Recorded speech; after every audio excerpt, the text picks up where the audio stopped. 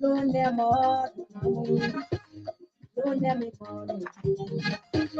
mama, apana ma, lunde ma, da lunde ma, lunde ma, da lunde ma, lunde ye, lunde ye, lunde mi mo, lunde mi mo, abade go, lunde mo, abade go, lunde mo, abade go, kuna ya lunde.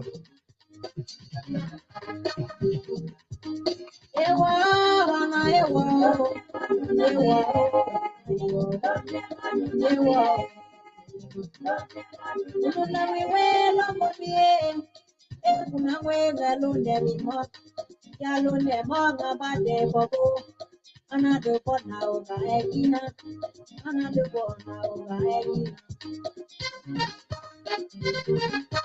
Ewa, wana ewa, kuna wiwe.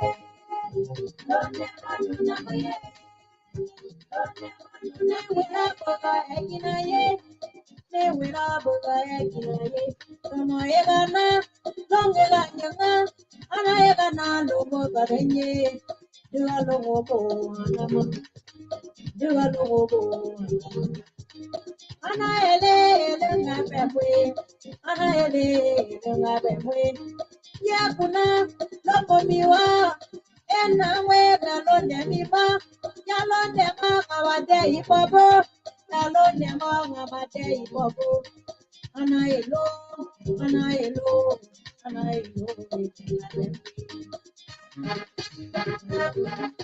ewara ana ewara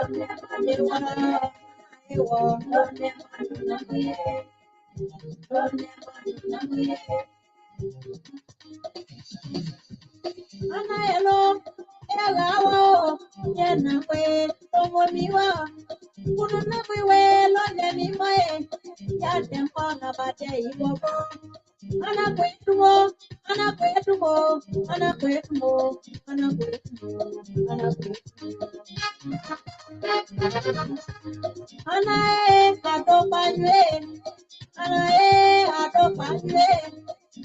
go adopanyo malogo na wasanyo malogo na wasanyo samela ngjuwa ba walogo. Good evening, folks. Welcome. I'm Alfonso Zian Sawyer of the Liberia Public Radio and LPRO TV. We want to welcome our viewers and listeners across the globe. Welcome to the show. We're going to get this program going right here on the Diaspora Informative News Outlet, LPR.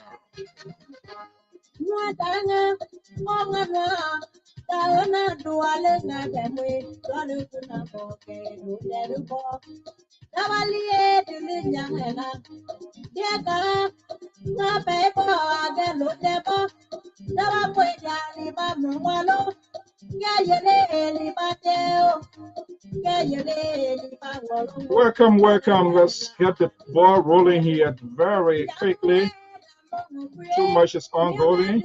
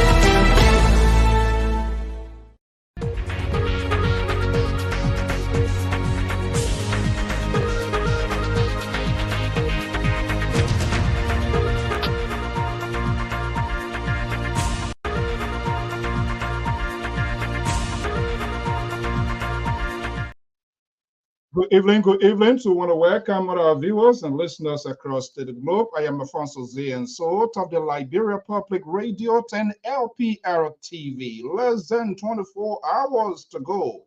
In the West African state of the Republic of Liberia, the three major contenders, this is our own, by the way, guest. This is not meant to put any political party down, but we're going to be having a conversation here very shortly.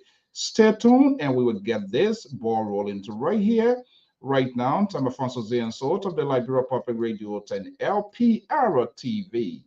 What a time day inside Liberia. Everybody concluded or so much because it's almost 12 and we believe they have to work within the confines of the National Election Commission. So let's get a program going. We want to be going to other places to know what is happening right here, right now.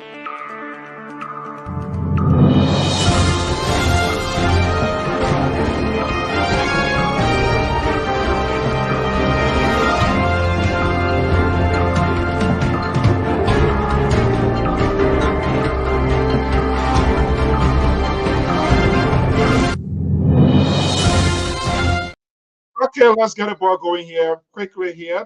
It's late inside Liberia, so let's have the conversation going. I'm Alfonso Z and Sort of the Liberia Public Radio 10 LPR TV.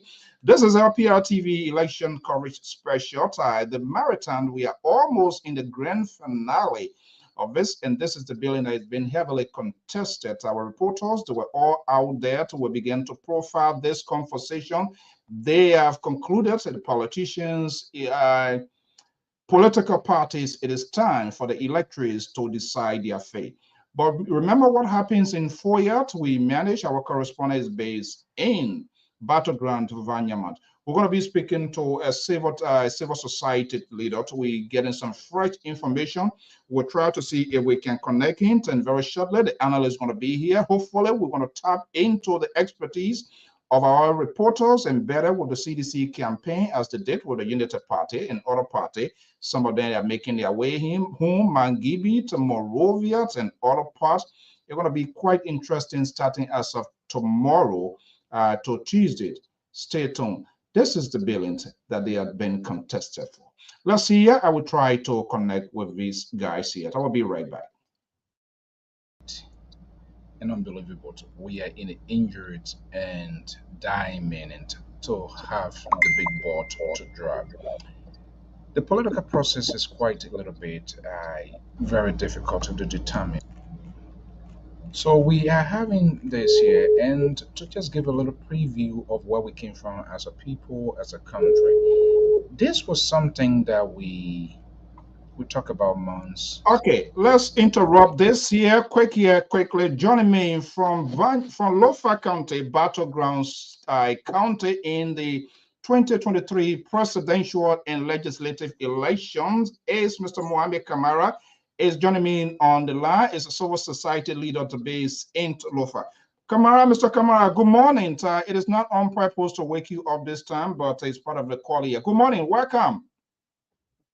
Yeah, thank you once again. Thank you for affording me the opportunity to talk to you in person. Okay, so greatly I let the cat out of the bed. I had to do an introduction because sometimes you leave good pieces of information outside of the box. But tell us, where are you currently? Which part of Lofa are you based this morning hour or evening?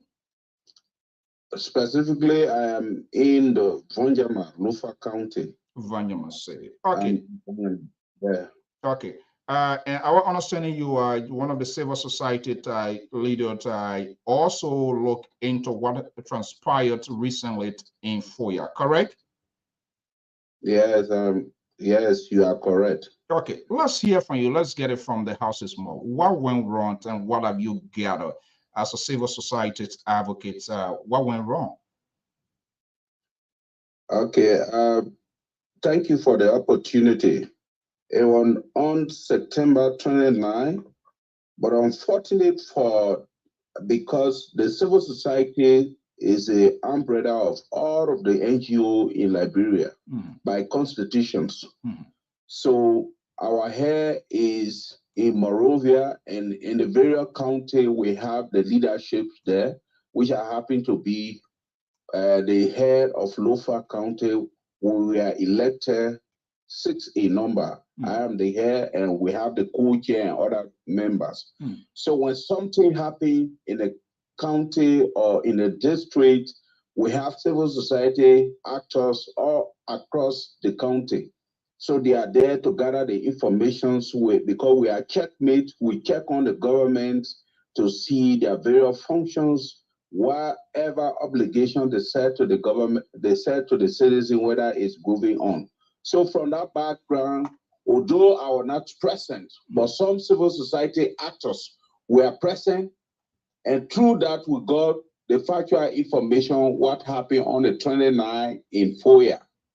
In Foya, by the information we gathered from Foya, that the Unity Party, they agree and they wrote a special communications to the authority, the security, that on the 29th, they will be coming out and people will be coming from America and other countries from the diaspora, where they will be coming to campaign for the elections of Joseph Numa Boakai to be the president comes 2023 general presidential elections.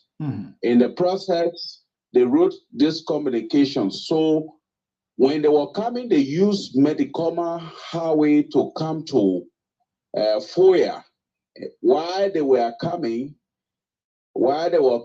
they used that road, and using that road coming directly to Foya, you will also pass through an office where Thomas Farah has a very structure there.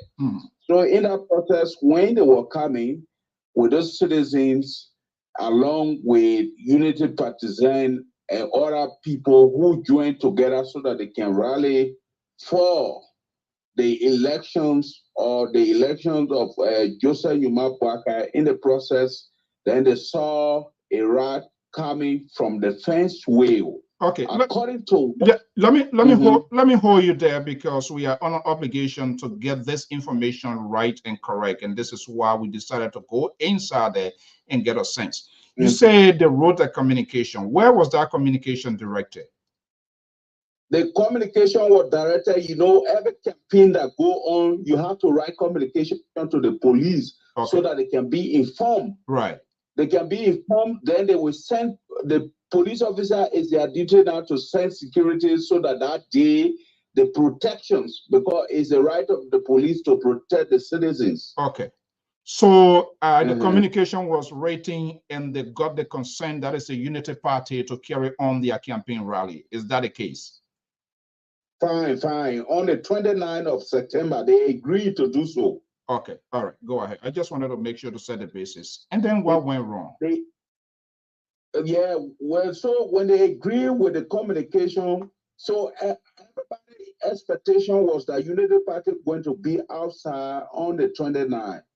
But suddenly, with the process now, while they were on their way coming, when they were welcoming their brother and sister came from the diaspora, coming to run campaign along with them, on the process while they were leaving from that Medicoma Highway, coming, when they reaches approaching 100 meters away, when they were approaching the fence of Thomas Farah, where they said they saw people who trees thrown at them.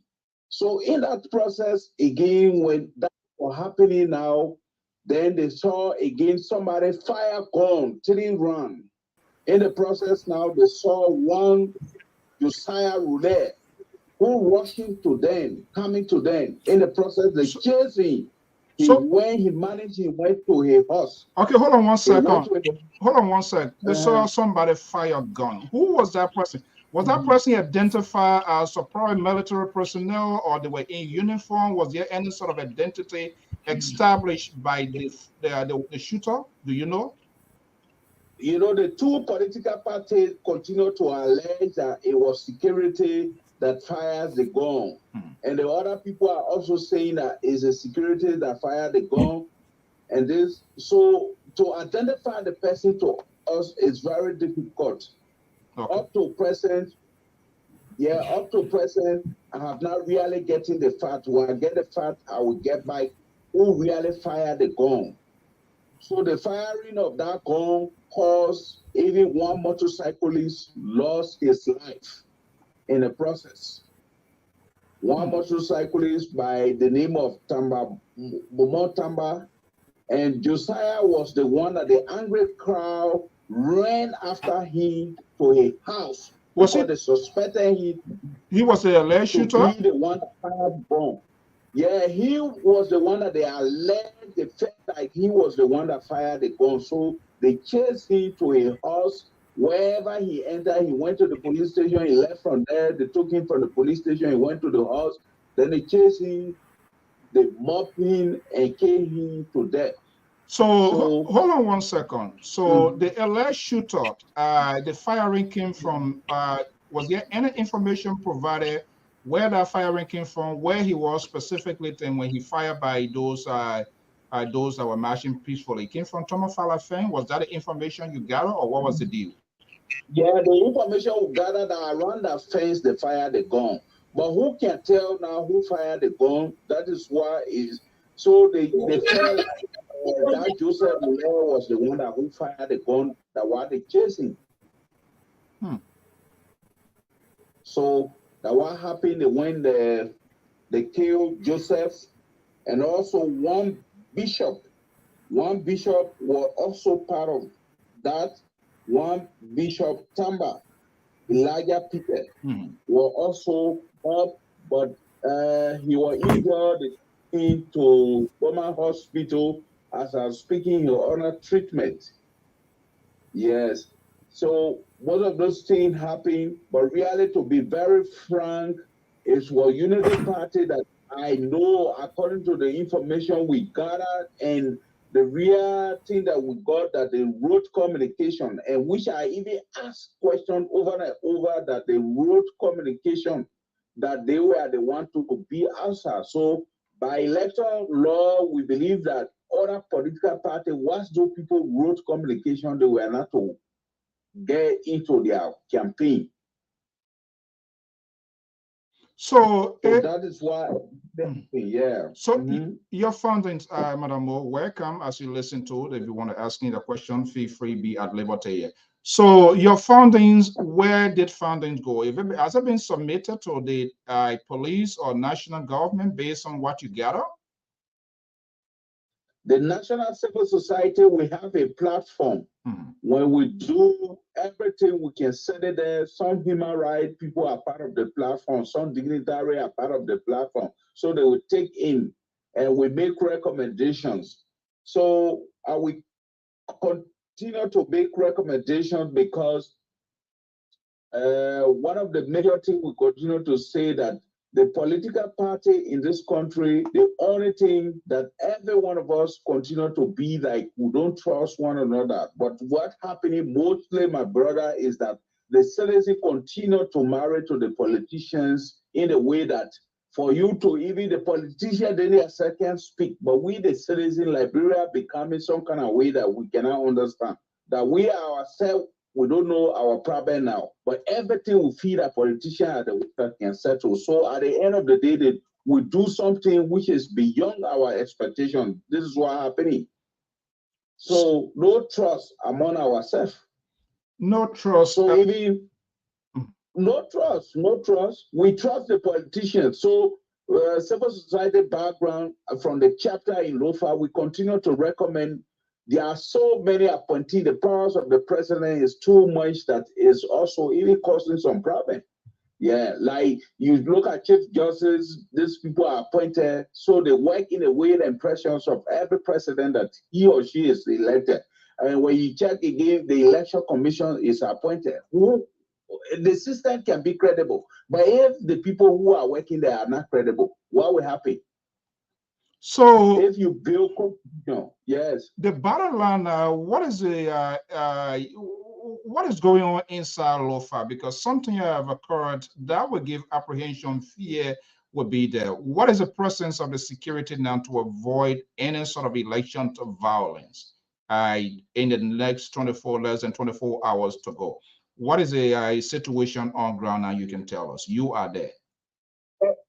Presently, we are seeing a lot of security are pulling in, moving to Foya. But is it only Foya is the problem? Foya was only where the situation started. But who might decide wherever things are going to happen again? Because Foya, the situation started, so everywhere we see the security are coming, they are going down to Foya. Also, in other words, you are telling us the presence of security personnel in Lofa County more or less is concentrated in Foya, correct? Yes, they are concentrated in Foya. So what becomes of Vanyaman, Kola Home, and all of those places? Nothing. It's the same way. Do you have men there in Quip? So we have the army barrack in Vanyaman. So my thinking would be like Vahum, Kola Home, Zozo, and Salary. How are the ordinary citizens in Lofa in general? Those you have talked to, those you have seen, what are they saying? Do they agree that who was actually responsible, or what are you hearing as a civil society representative from the authorities on ground based on maybe first-hand information? Have they told you or the group anything in that direction? Well, one of the disappointment parts, the citizens did themselves in Liberia. As you are speaking, I can hear from your background, you from here. Liberia, you see as whole now, every one of us, as I'm saying to you, we have married to the politician. Nobody wants to speak to the truth. So the only people who can help the civil society is the media. The citizens don't even want to say the truth, what is happening. It almost looks like a battle between the two political parties. So for us, we are suggesting that the two political parties, if it is a good leadership, they can bound those people who candidates that were present, Tomo Farah and Yumale, who were present, the thing happened.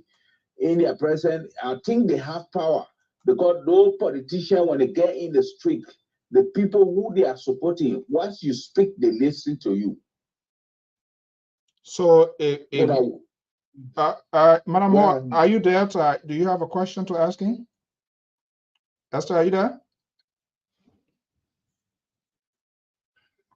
Are you hearing me? Yeah, I'm listening. Yeah, I'm talking. You want to unmute yourself? Now, hold on one second, Kamara. Esther, you want to unmute yourself? I think you okay. Yeah, I just did. Yeah. You listening to him? Do you have a question for him? No, not yet. I got a little bit distracted, so yeah. Okay, all right. All right. So, Mr. Kamara, where do we go from here now? In less than 24 hours, people will be going to the polls. Are they still energized and willing to turn out, perhaps as anticipated? Do you think so?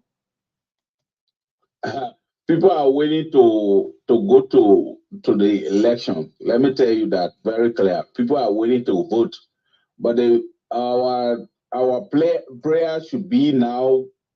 We should do this time around, we should do what exactly can help this nation. Because Liberia is not a small country. Every day we are explaining history. But they are willing to go because UNDP, other partners are giving support so that we can give awareness across. UNDP is trying, giving support to give to CBO, other institutions so that we can give awareness across the country. So I believe that alone can help. That alone can help. People know the value. Yeah, they know the value of the elections. But people feel that if you are electing people, politicians are still using money instead of telling us their objective of them coming into power. So tomorrow we can hold them by that. But no, they can do the work before. They can go there. So at the end of the day, when they go there now, they will just be looking for pay for what they did. Okay, so and that's a very critical point you mentioned as well. Using money, you as a civil society person also on an obligation to create that awareness. Have you guys tried? Have you attempted to create an awareness? And because and that's the issue we've been having. A lot of the things is almost like a what we call political, some sort of a brand name contest. We never had a chance to listen to all of these politicians exactly what they want to do, what they want to change, how they're going to change it. We never asked this question, and you are quite correct. Now we are about to give them the authority to lead us, to become an Anthony for us. Some will be elected president, some will be representative, some will be senator. The question we didn't ask, we can ask that again because whether we agree or not, they will be elected. Did you do your part as well as an organization to create that awareness? So we are creating the awareness. We are creating awareness across the country. But one of our fear is that the civil societies in Liberia, I don't know about other country, when you check the protections of the civil society, sometimes when we speak, because it's like me, what make me at the head of the civil society here, I have institution which I'm a director, we went into elections, you implement projects. So everything that we do here, we do support by ourselves, by the institution, except sometimes once in a while, they give support from the head office. So it is even, there is no protection that covering the civil society people who are preaching for the citizen. So sometimes when you speak, you have to leave straight out that will make you to be also to leave out so that you cannot be harmed. You cannot be harmed. So, more or less, from what I'm hearing, potential reprisals, if you tend to be that vocal and speak out, they Yeah. might get at you. Yes. Are you currently? So this is what. Now you're speaking. Are you Mhm. are you afraid that somebody is listening to you and they might get to you? This is in the night now, like me as a head of civil society, I'm very, very careful. I'm very careful because all they know that the citizens listen to me very carefully when I'm speaking on air. So in the process, wherever I am, I always find way to guard myself, even though that God can guard us, but I have to do something that to be protected. Okay, so Mr. Kamara, we know it's extremely late. Our man Thomas is based in Vanyama. He's going to be taking the tour. We hope to do an extensive coverage.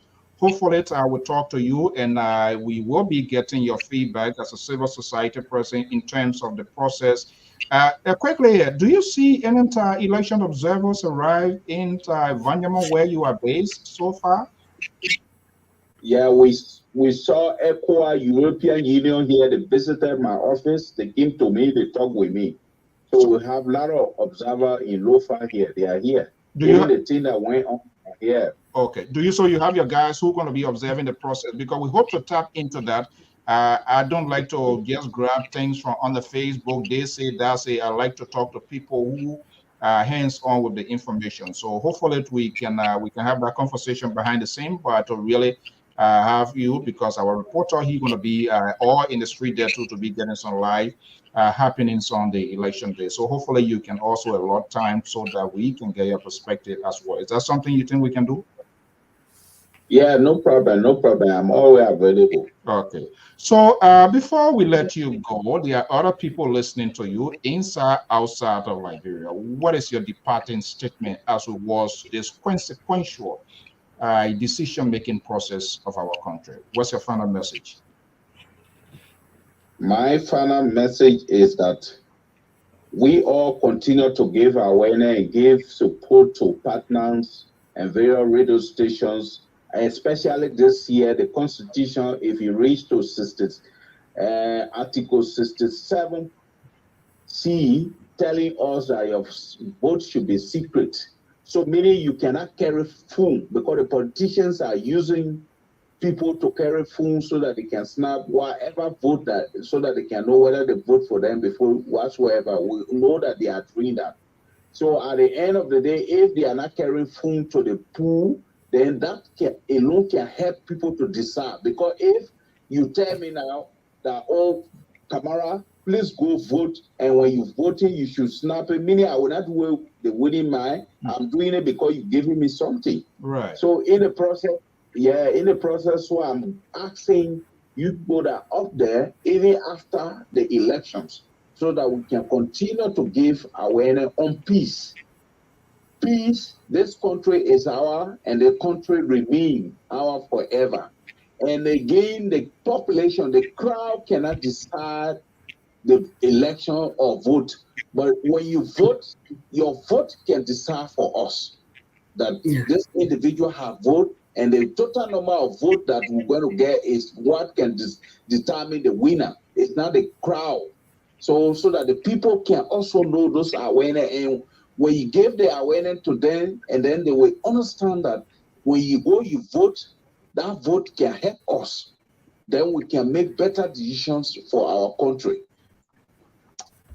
And my recommendation is that you people that are in the diaspora, so that we all can push it. Election Commission the chairperson should be elected position. It should not be appointed position, because it's a key area to take decision of our country.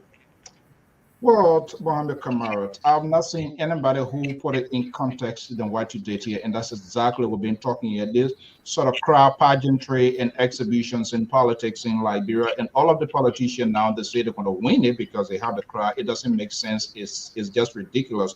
But it's good to it has come from you, from the civil society. Mr. Kamara, thank you so much for your time this early morning from Battleground, Lofa County.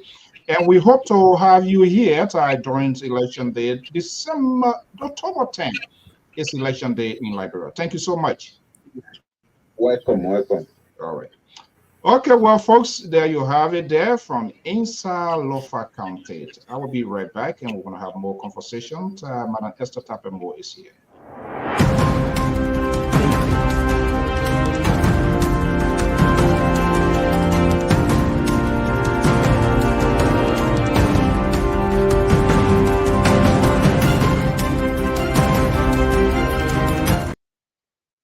Okay, good evening to our viewers in radio, television lands inside Liberia. Is decision-making, consequential decision-making we have with us here tonight, this evening, Madam Esther Mamimo Tapi. Good evening, good to have you here, and hopefully maybe we're going to be getting phone calls from some of our reporters.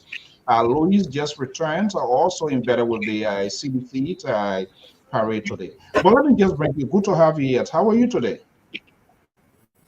Thank you so much, Mr. So, for having me. It is a good thing that I can be part of this wonderful platform to be able to share my views. It is an honor to be here. Thank you so much for having me. Yeah, I know, and thank you for making yourself available. We always say it's on this network here. This is a public network. It's not one party. Even though people have their right to make their opinions, their judgment to say, oh, this person is this. And we have folks here also at their own volition declare, say, I'm supporting this party. So let it care your own baby, and it shouldn't cost you to. Do you have interest into this whole political jamboree that going? Do you have a pick? I know we said something, but I just wanted to be strictly to the point. Is there any specific group that you're leaning towards, or you have decided on to say, hey, I think this is where the direction the country needs to go? If you don't want to say anything, plead the fifth. You are at liberty as well. Yes. I don't really have a particular group at this time, even though I was thinking about a group, but my concern is just peace, and the group I'm focusing on is the Liberian people. How we can keep the peace while the election go on, and after the election, there will still be Liberia. After everything goes on, there will still be Liberia at the end of the day. So if we have peace, that is the most important thing. So my focus is on peace and on the Liberian people. Okay, great. All right. You listen to Mr. Kamara, who is a civil society head. And this is something we've been talking, and I saw you tweeting about that as well, with this whole notion of this crowd. I have this crowd, these number of cars turned up, people all hanging, people jubilating, drumming, singing. You heard him saying that, and he brought that into it, and that's part of it's a serious concern because that is politicians, they are managing now to send this sort of messages to their people. Well, we have this number of people, so we are the winner. And that could project a wrong representations of the actual thing that's going to be happening, because if they don't get it, they say, well, we have see this number of people put out and they're telling us that we didn't win this election. That could bring a potential problem. How well you think you heard what he said, right? Do you Yeah. agree with that? Yes, I agree with him in the sense that the crowd will not always determine who's going to win, because there are people in the crowd who are not even registered voters. There are people in the crowd who are not age voting voters. So there are also sympathizers there because they love this person, they will come out to vote. So if you just going to base it on the crowd and say that because the person have this X amount of people that came out, that means the person going to win the election, I would say no to that, because there were videos that I saw that were underage children there. So those children are not qualified to vote. So if you're going to look at the size of the group and just assume that because these people are here, I have 10,000 people, and that means they're going to vote. And how well did you educate even those who are going to vote? That's my concern. If somebody goes to vote and they don't know how to write a vote and they have an invalid vote, does that count? So I don't believe in the crowd. And that's what I see most people on the social media page. Everybody is not educating the people about voting. The leaders are not telling us what they are going to do. But our focus is on the crowd. So it's like a crowd competition for this election. The message, I am not getting the message yet. And trust me, I myself, I'm sort of confused because we kept being distracted by this year. The politician managed successfully to sort of get this message out here, which I didn't see with it so effectively. And your supporters and surrogate grab it, receive it, is grounded within them. How can we disjoin this sort of message, because it's already built in war with them? How can we disjoin that message? I would tell the Liberian people that go out to vote and just I will tell them you have to go out to vote. Don't think that because you saw your political party out there, you see a lot of people and you say, okay, we got a number and maybe you will feel tired or weak, not to go vote. No, don't do that. You have to go out to vote. And to our people who think that crowd is all to it, that we let it get to understand this, that it is not truth. The crowd cannot translate to victory sometimes, because the crowd may not be qualified. People in the crowd may not be qualified, as I previously said. So let our people know that the crowd is not going to make you to be a winner. And that's the mindset that people have already built in them, that, oh, because we have the crowd, we're going to win the election. And I'm here to tell you today that no, you have to get out there to vote. Your vote is the most important thing. You have to go and cast your ballot. If you don't do that, your number will not be counted, and the crowd has nothing to do with that. And the education aspect is very much important. And I found on that here many times during this conversation here, because there are folks who go in there, they're going to be voting, say maybe they are Unity partisan and they don't want to see CDC, or they are CDC people, they don't want to see ANC.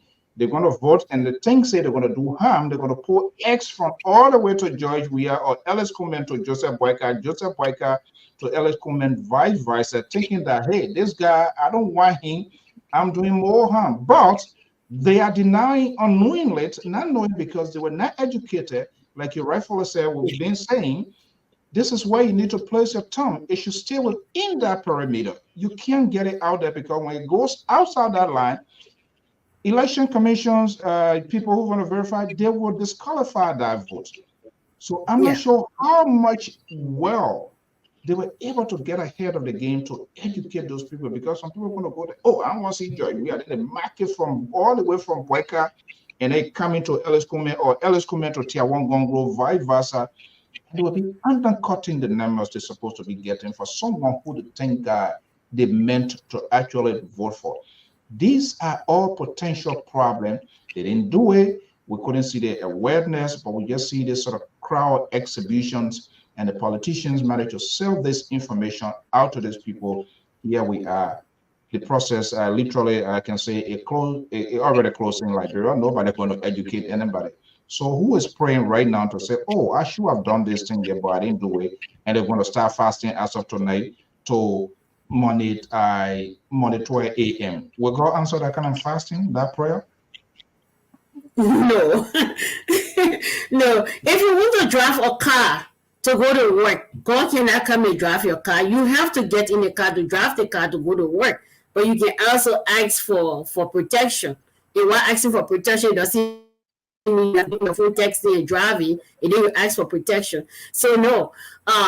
If I was on a political party campaign, as I said previously, do they even know they are new voters? Because you're talking about the crowd. How many persons in this crowd are your newer voters?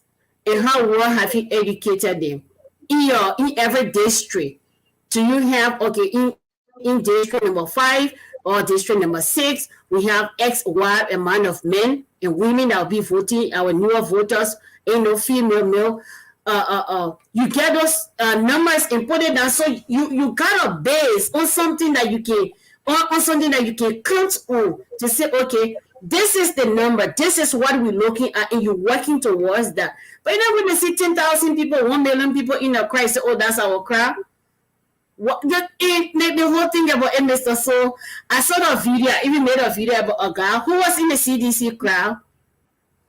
He went with CDC. The next day, he went with UP. It wasn't next day, but when UP had her lunch, he went with UP and wore their uniform also. So that is just one person we are seeing. How many people doing that? Wow. So we could have more people doing that. Yes. You captured your webcam, the webcam, and that's a valid point. But how can we change the minds of these people? And we have said this thing here over and over. But unfortunately, people want people to say things, and that's the difference with this network. We don't normally tell people what you want to hear. We tell you what you need to hear. It's left with you to take it on the face value, to accept it and reject it. Trust me, all of these parties, they can't tell you, come out definitive today. This county, I am 100% sure I'm going to win it. And I just want to say it because, like you rightfully said, you have to do a way. You got to get a groundwork going. Do your own registrations. Encourage your people to register. Do a follow-up to make sure whether they register. And if they register, you want to also do those sort of robocalls that we see people doing here on the day of the election. Do you need right to get to election? Have you voted? I know you want to go say a little thing, but make sure you go vote. They are not doing that. They're going to be drinking their bowels, or they're going to be chilling, and all they know they had the numbers because they were doing their last run. So it's all done out. Who is doing this service to the Liberian people here? I think the Liberian people themselves. If you want change, if I want something to change, I'm going to work towards the change. I'm not going to always depend on people to do that for me. So we are not doing good to ourselves. If we want change, it starts from us. So how am I going to wear a Unity Party uniform, go to them, celebrate with them, make the number look big, leave from there, go to CDC, celebrate with them, make the number looks and then we come back to better Liberia. How is that? Okay. I feel the change should start from us, ourselves. Yeah, I'm trying to get to our guy. He's been in the screen from the Unity Party and that of CDC and see. Hopefully he can pick up yet. Luis, if you're there. Okay, let's see here. What our man, Luis Massaquoi, is with LPR and of course, Assistant Network BFM. He's been doing an extraordinary job from Unity Party to that of the CDC coverage. Luis, good morning. Yeah, good morning, CEO. Okay. Good to have you here. I know it's late and you've been all out there today. The process literally came to an end today. If you can lower what is playing behind you there, so we'll get you correct. Are you there? If you want to lower your monitor. Yeah, I'm trying to shift that a little bit for 1 second. Okay. Okay, so let's hear from you. I know you've been in the street since this morning. You just got home here. What can you tell us? What is the conversations in the street? And we're also hearing potential violence around to Banana Bay. Have you managed to talk to anybody? What is the latest? How is the situation around Banana Bay area? That I know you are within that proximity. What's the latest information? Okay, thank you so kindly, and I want to say good morning to those of you who are listening to my voices morning, and if you're in Liberia, this is good morning as well. Today, which was noted to be the D-Day for the Multi Coalition for Democratic Change. From the difference point, I'll start with the update from that point. Some members, let's say supporters of the Multi Coalition for Democratic Change, along with all of members of the ACO, the ACO All Liberian Coalition Party. Today, they had a clash-in, and that resulted into a two-person meeting that untimely death. One supporter of the Coalition for Democratic Change and one supporter of the All Liberian Coalition, and that's All Liberian Coalition political parties. So, two-person died today, reported died today, and apart from that, we have several others who got wounded.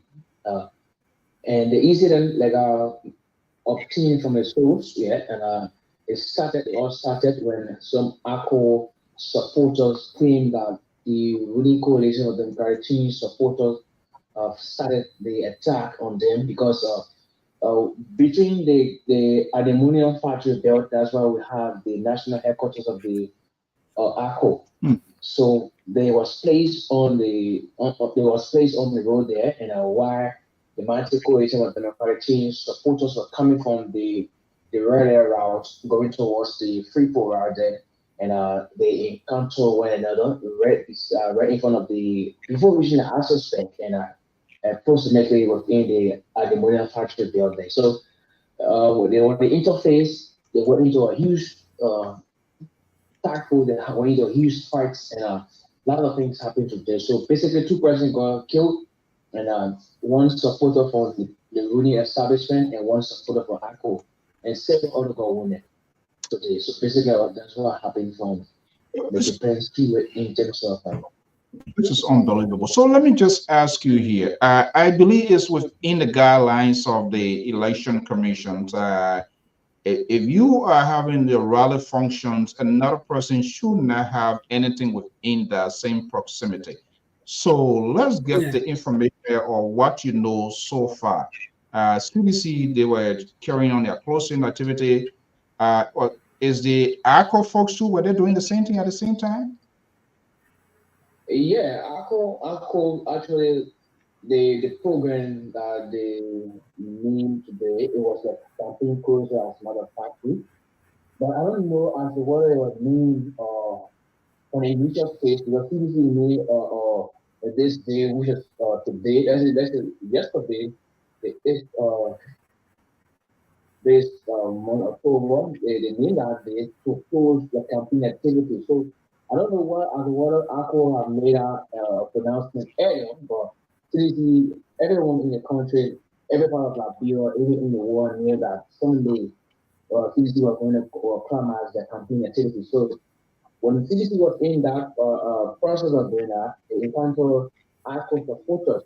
And believe me, CEO today from a reliable source, when I was trying to start with this process of breaking the last forest, when I was trying to reach towards the 72nd belt, I encountered a lot of supporters from the ACO, and they were saying that today it's going to be a bloody affair, meaning when the supporters of the Multi Coalition of Democratic Change have reached their proximity, they're going to attack them, and they are not going to make it to be something that's going to be easy. So it was a plan, something for us, for a couple of few reactions when I was trying to reach on the scene to bring up the large coverage from the multi-coalition of the democratic change program. So I don't know whether the election commission have separate or given the both parties a separate days to launch. I don't know whether they was in the noon that CDC was launching on Sunday. I don't know whether CDC knew that ACO was launching on Sunday as well. But then I knew that was ACO. There's a CDC the climate day was all over. It was known that today they're going to come as the camping activity. So I don't know for ACO and Ango. Yeah, I try lately because this news began to filter in. We try reaching to Heron Flomo, who is the communication chief with NEG, and that's the horrible thing part of it. You call them, you send them text. No one up to this time coming on air, he has not responded. He never responded, so I really do not know how that works out. But from what I'm hearing from you, so it means ACO people, they were in the street, was Somalia, how they call it, Japanese role or Somalia, were they in the street as well or in their compound? There was actually on the main road because the headquarters is just adjacent, just the opposite the aluminum factory. If you leave from the Barnesville route coming towards the Freeport, once you pass Barnesville Junction, and right. The next junction you encounter is aluminum factory. As soon as you pass the Papa Coal, you cover aluminum factory. So the got the aluminum factory. When you get to the aluminum factory, yes, most of the supporters of ACO will be on the road. So the last time they launched, they were all on the Kota. The actually because of the gathering, the issue of the car moving from another point transportation. People going to another angle, it brought serious issue, it brought serious traffic. So it's normal thing. So today when they gather, it was the same situation. So CDC were coming from actually the 72nd route going towards the Freeport route because the president was parading. So when they got there, they wanted to pass through and have some ACO supporters on the main road. So I don't know what actually happened, whether the approaches from the various political party supporters, I don't know, it was something that was not appropriate or was inappropriate, and that one led to the clashes. I don't really know, but ACO supporter was on the road. So we, like you said, so who were firing those guns? Who fired those? How? Were that civilians? The firing came from the civilians and the partisans, or what was the case? The only what I know or what I do know, according to my source, the gun sound was not. It wasn't a gun. It was something like we call it the how do you call it tear gas. Tear gas. Something where the police were trying to. The police came in to tear gas to disperse them. Was that the case or what? Yeah, the police came in. There was tear gas in the crowd. Even though the police came, the ERU, the PSU came on board, but still, yet they could not actually solve that particular problem. So the sound that you're hearing, it wasn't a gun sound. It was tear gas that the police were shooting in the air in order to have the crowd dispersed. So now you are within that belt. What is the situation there? Is it a presence of security forces? You just managed to get on, thank God you reached on safely here. What is the presence? Is there a presence of security forces around the Boulevard area there? I mean the Ganavate Japanese Road area there. Is there a security presence there this evening, this night, as a result of what happens today or what? No, right now we don't have security guards on ground. But when the incident happened, believe me, the president convoy was a little far from the situation. So when the convoy approached the scene, all of the protests or the riot or it came to a standstill, it came to an end. So the moment the president left the scene, everyone was thinking.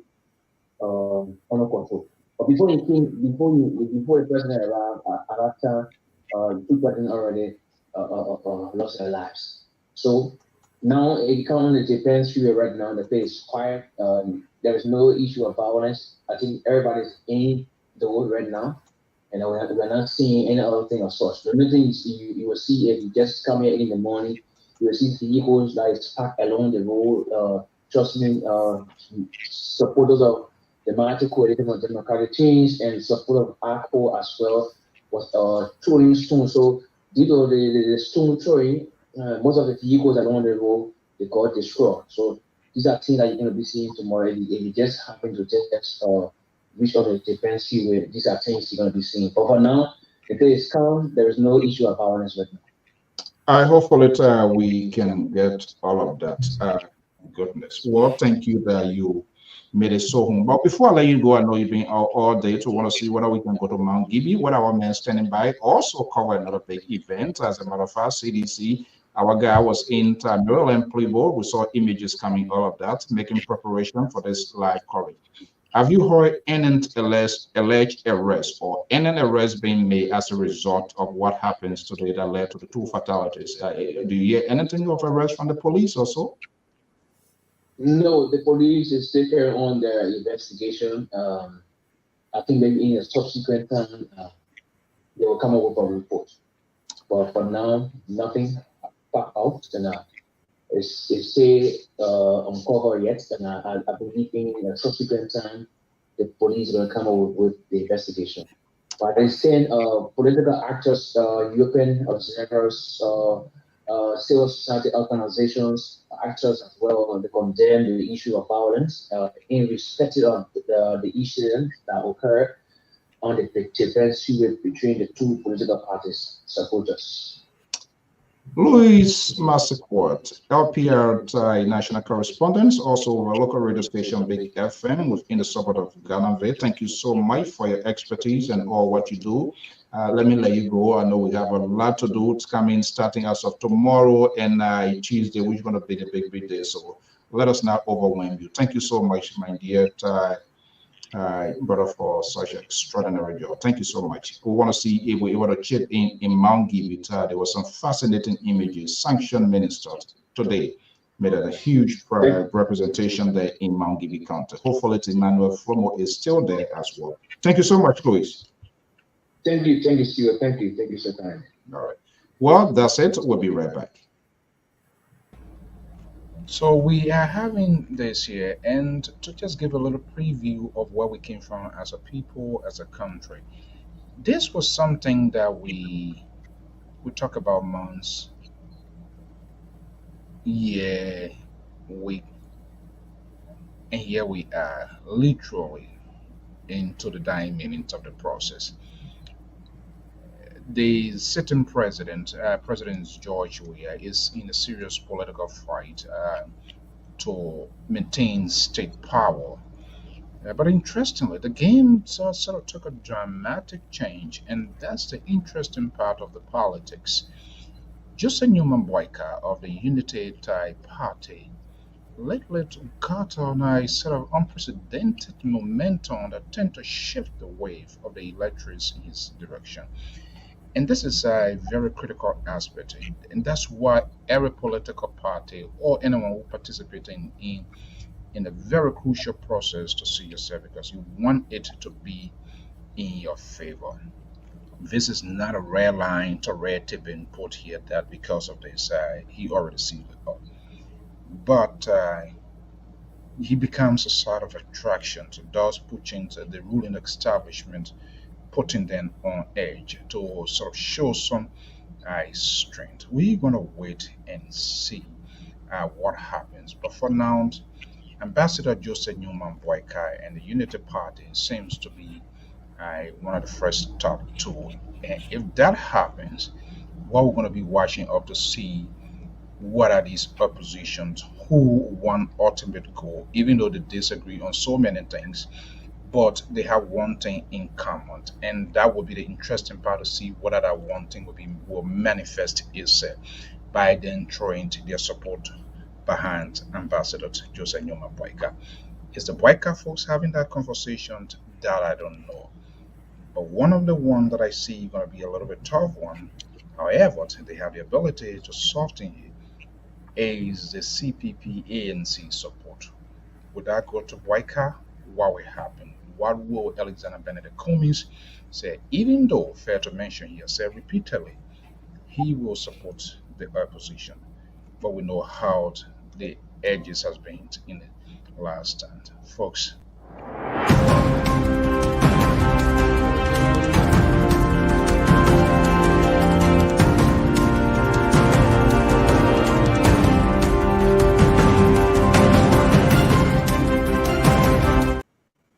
okay, what interesting and fascinating developments inside Liberia. That was a year, 2 years, we're talking 1 month. Who is really getting nervous at this point in time? The president, Joseph Numa Boyka, Alexander Benedict Cummings, Tiawan Gonglo. Who would really manage to, like the one of the guys said, he said the water has been poisoned, and that person is already is running through the blood and veins. I don't think any nurse can even administer IV.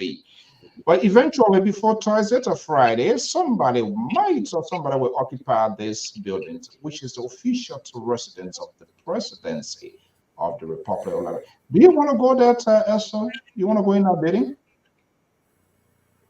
Come again, I didn't get a question.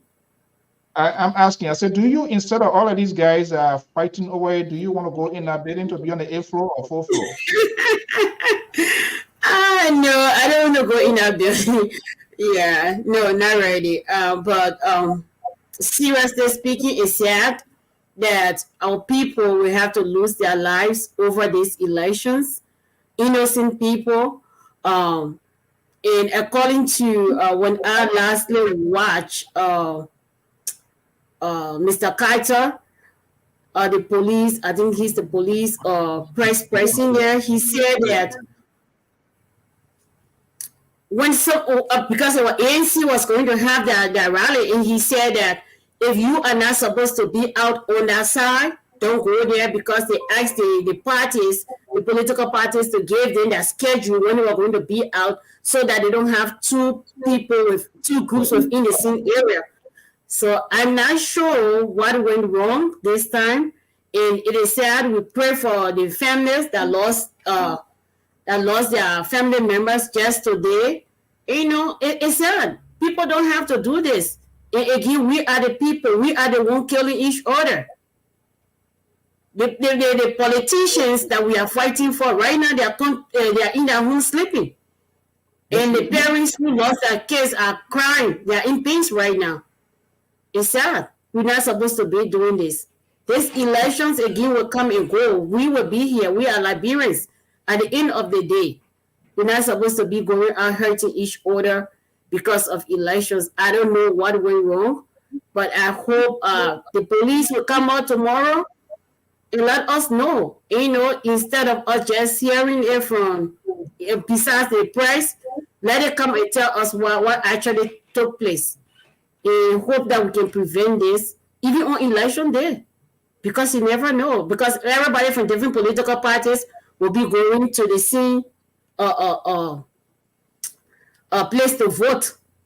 So if I see CDC come and vote, if I see PP coming to vote, if I UP coming to vote, we don't want a clash taking place over there.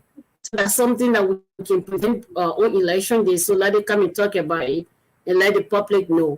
If this is something, Mr. So that we sometimes keep people away from going to express their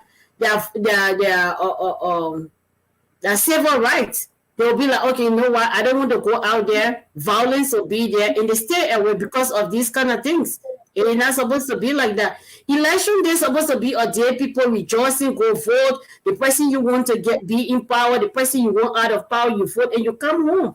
It's not supposed to be like do or die, something where people just scared. People have to buy food, keep it in their homes because they're afraid to get out there. What happened today in Liberia? Because I would say today, because we are still, today is still the 8th to us here. It's a sad day for Liberia. Yeah. So I hope the police will come and tell us. Is it fair to say, because of lack of political tolerance on the part of these political actors, is that one of the components that are contributing to this? Because they should be able to, your people should listen to you. You should be able to have some sort of authority. But even if they are really investing into the lives of the people, that's another thing, whether they're going to listen to them. Because election violence is not a good thing. We saw here in this country, it is sort of comparisons is sort of a little bit kind of like over the top, but we profess to be like a little to America, and we should do things differently. Most of these people who are in charge, they got their education here, they did a lot of things here. We saw John McCain when he literally took the microphone for just a voter who was trying to derail or was saying something that does not represent his campaign. That is not the case with our Liberian politicians. They are not willing to take a risk because they do not want to lose a vote. So here we are. Now, this is going to create an apprehension. These people, they have no, they have been part of the process. And literally on the eve, some crazy in there because people so eager, they tend to be so loyal to these people who tomorrow they will come and start telling, oh, if I knew this. Well, you refuse to ask questions. Everything they say, when you throw away it, they said they're going to pay you scarce skipper. You say you agree. They said they're going to give you a payroll. You didn't ask. They're going to give you a payroll. They said they're going to increase your salary. You didn't ask anything. They're going to do X, Y, Z. You didn't ask. You put them there. Now, tomorrow when they are elected, their car windshields become tinted. You only see the tire rolling, and then you become a defector person. Then you turn to another opposition. Literally every year, one person turns to 3-4 times opposition. What is responsible for this? Now the campaign officially comes to an end tonight already. I was hoping maybe all of your actors to come and speak. I don't think anybody going to say anything to call on your partisan because that has gone over the line. Who will be the big guy in the room now, elephant in the room that will speak to the nation? The president is an actor. I don't know whether he can do that, and if he did, what are you going to be saying as a violation? So who's going to fill that gap to tell the Liberian people, look, enough is enough. These people that die in Lofa, they have no reason of dying. We don't even know the other potential ones that are going on. But there was a video that I saw that caught my attention. Maybe in subsequent time I will play it. I don't know whether you as a freelancer and being doing style, you saw that. I saw a campaign trail in Kano County. Milton Tiaje and that of Matthews Zaza, who is the representative contesting for the senatorial, and they managed to just sort of meet in the jungle. And guess what? Those guys hug. It's quite interesting. I think I'll have to send that to you. They hug and they were speaking to their electorate. How many of our politicians can do that? Even if they were doing it on the just face value, but what they demonstrated, all of the supporters and everybody were like kind of like cheering up. Yeah, we have other people throwing stone, breaking people's cars.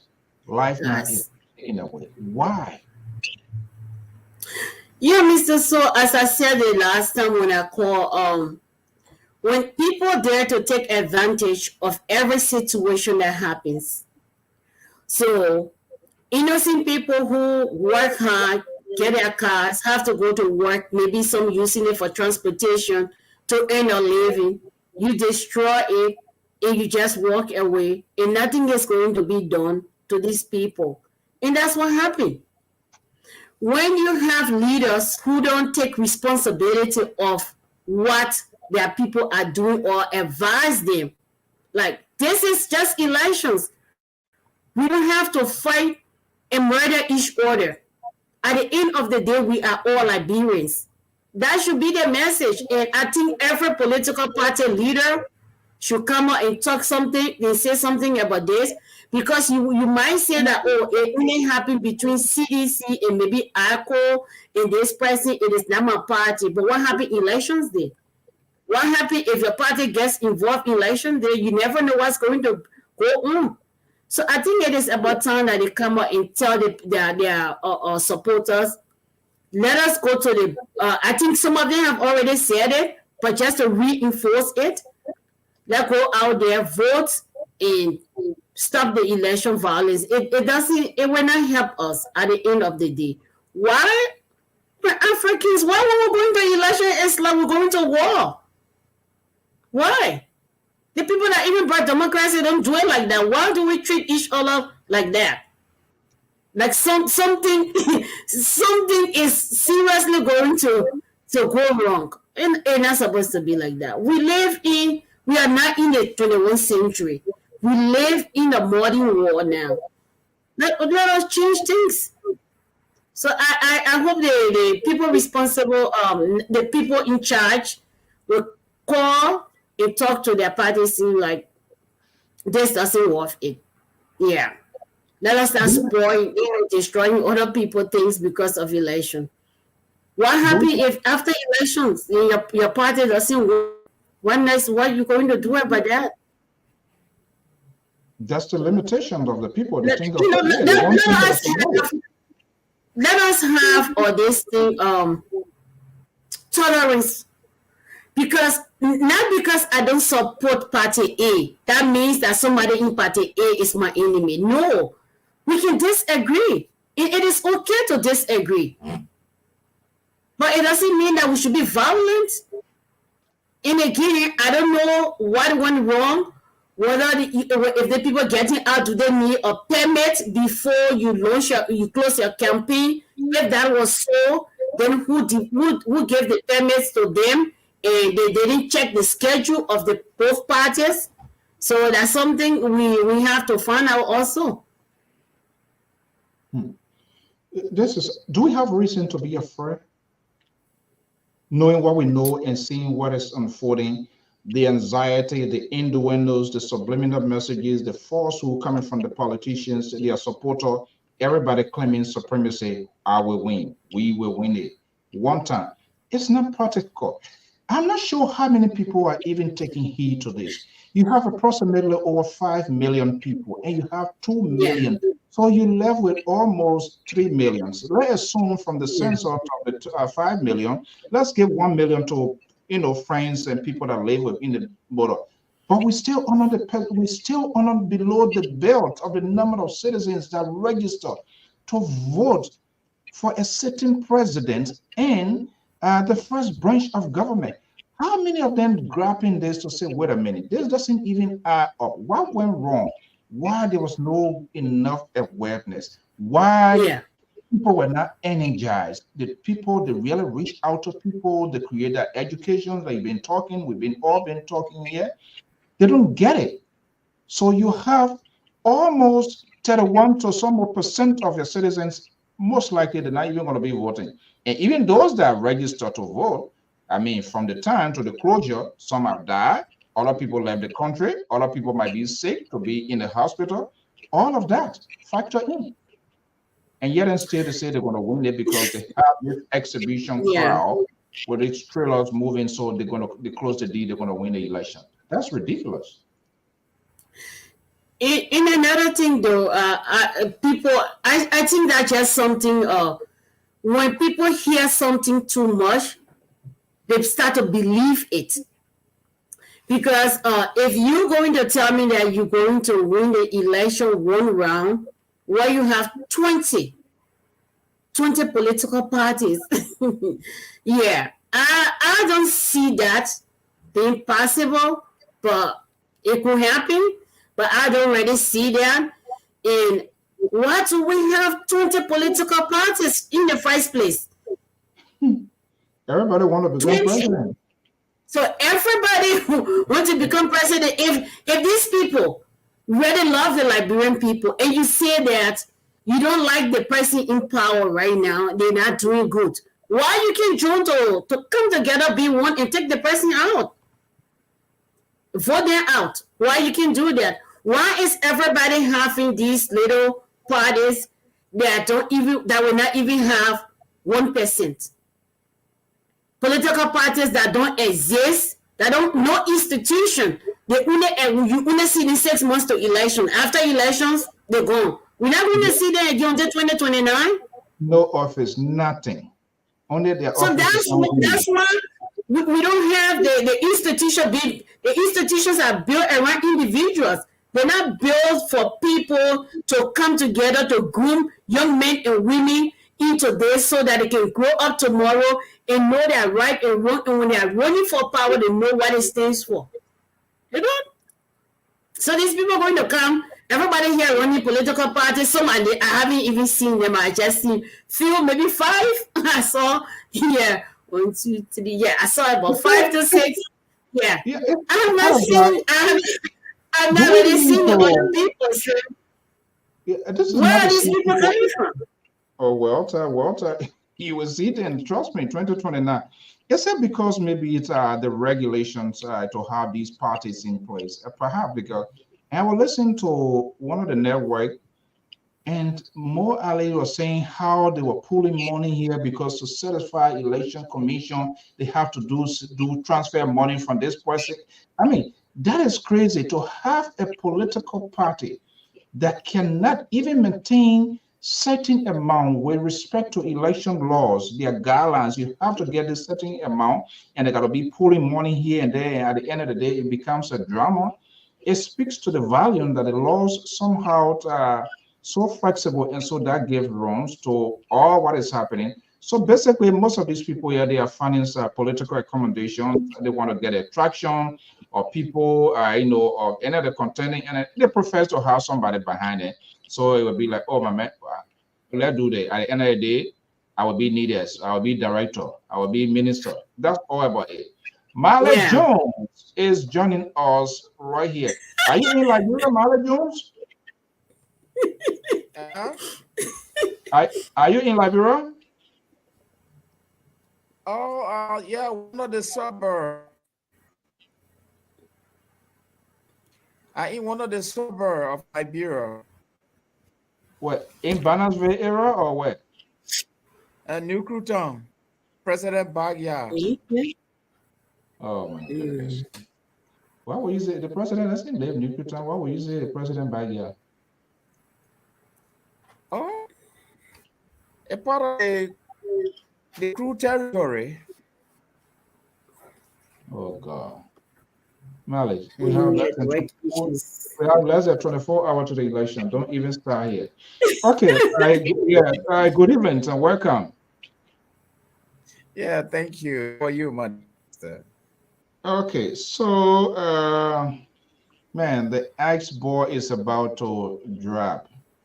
What are you hearing from? What are you hearing from your end? All of the anxiety, people cholesterol, their blood pressure going to be going out.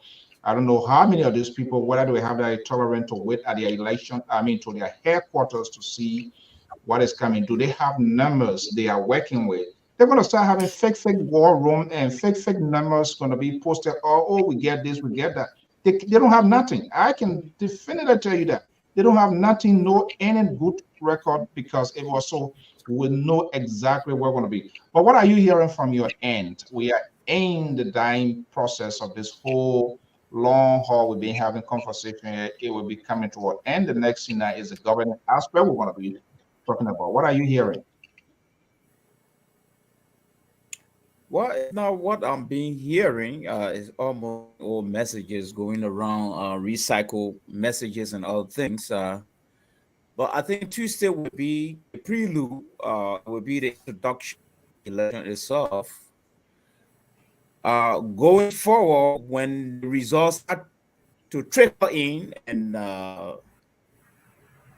anxiety will start to rise up, especially, for example, if they say, oh, Unity Party is leading Monserrato County, Unity Party is leading Baza, Grand Jira, or what, the elect fevers kick in now.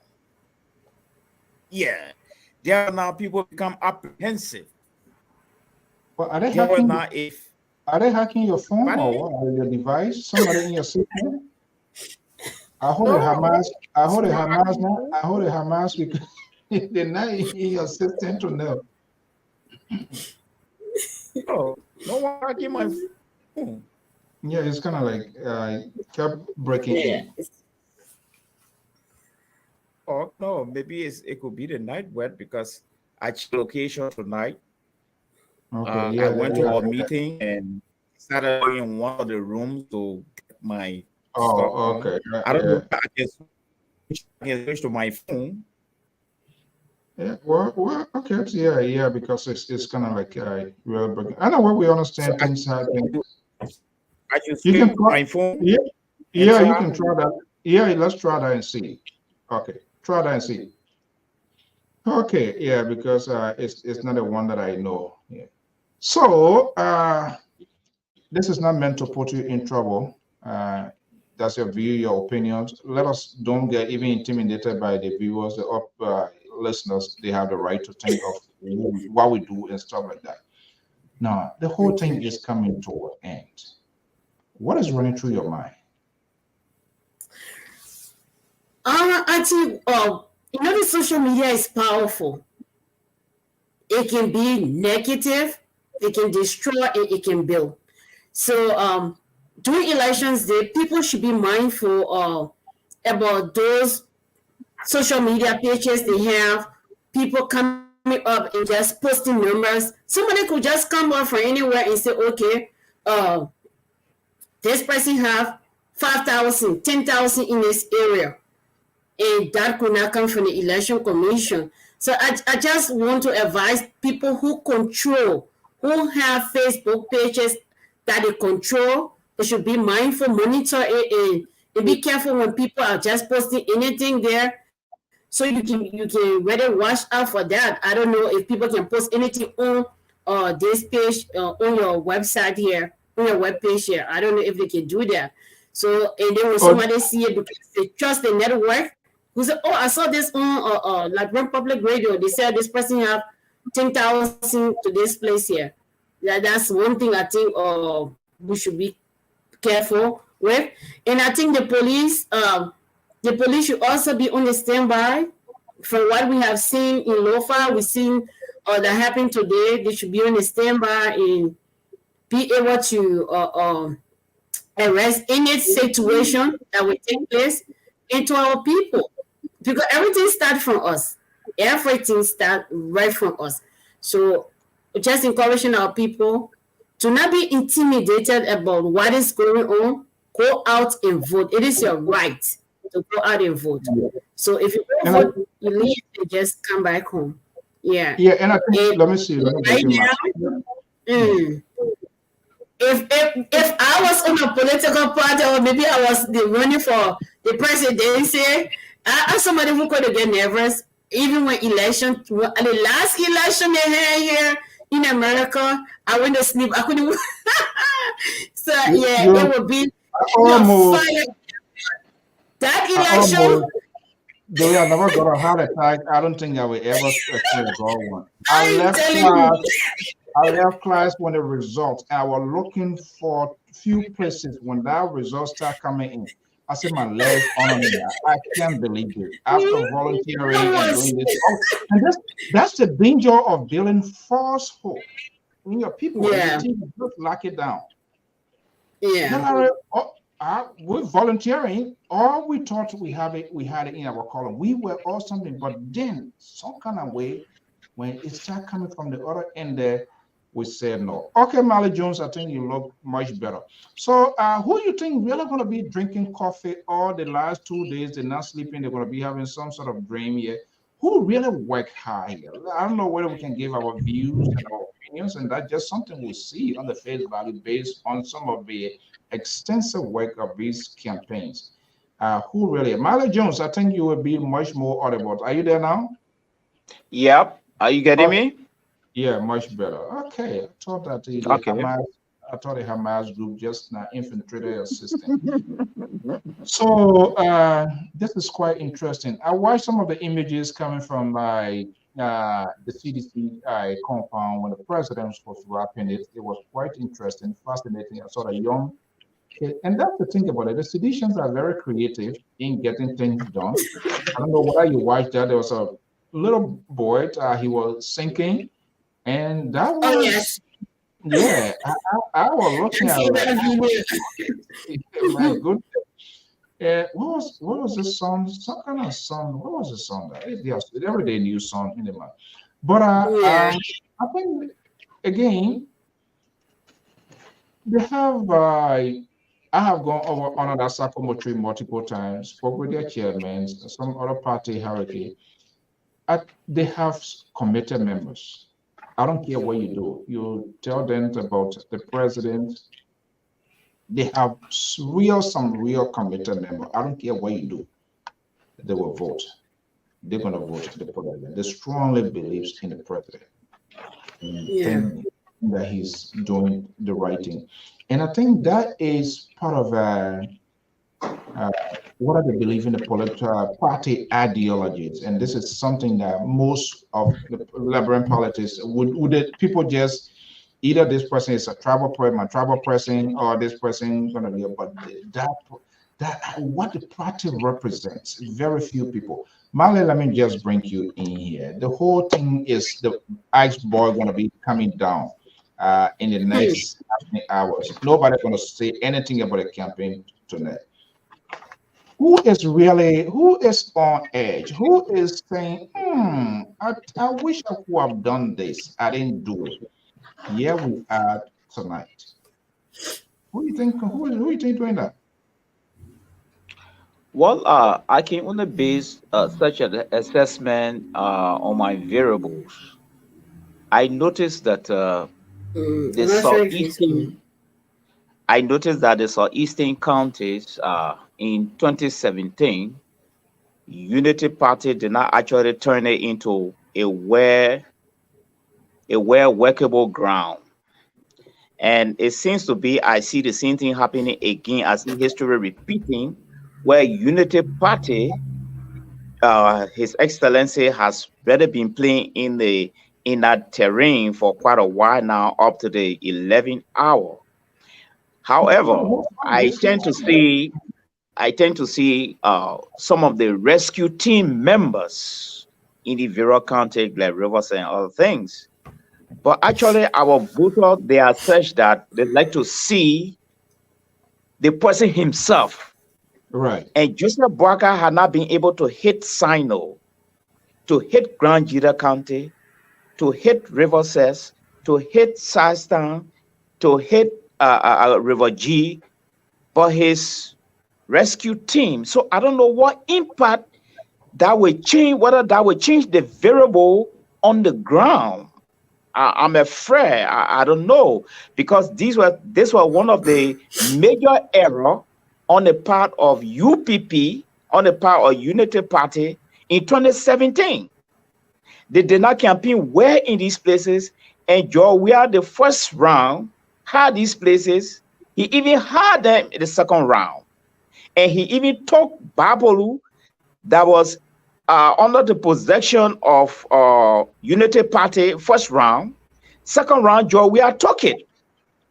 So I'm afraid that I don't know whether this will be a game changer for the Unity Party, sending some member of a rescue team to the southeastern county.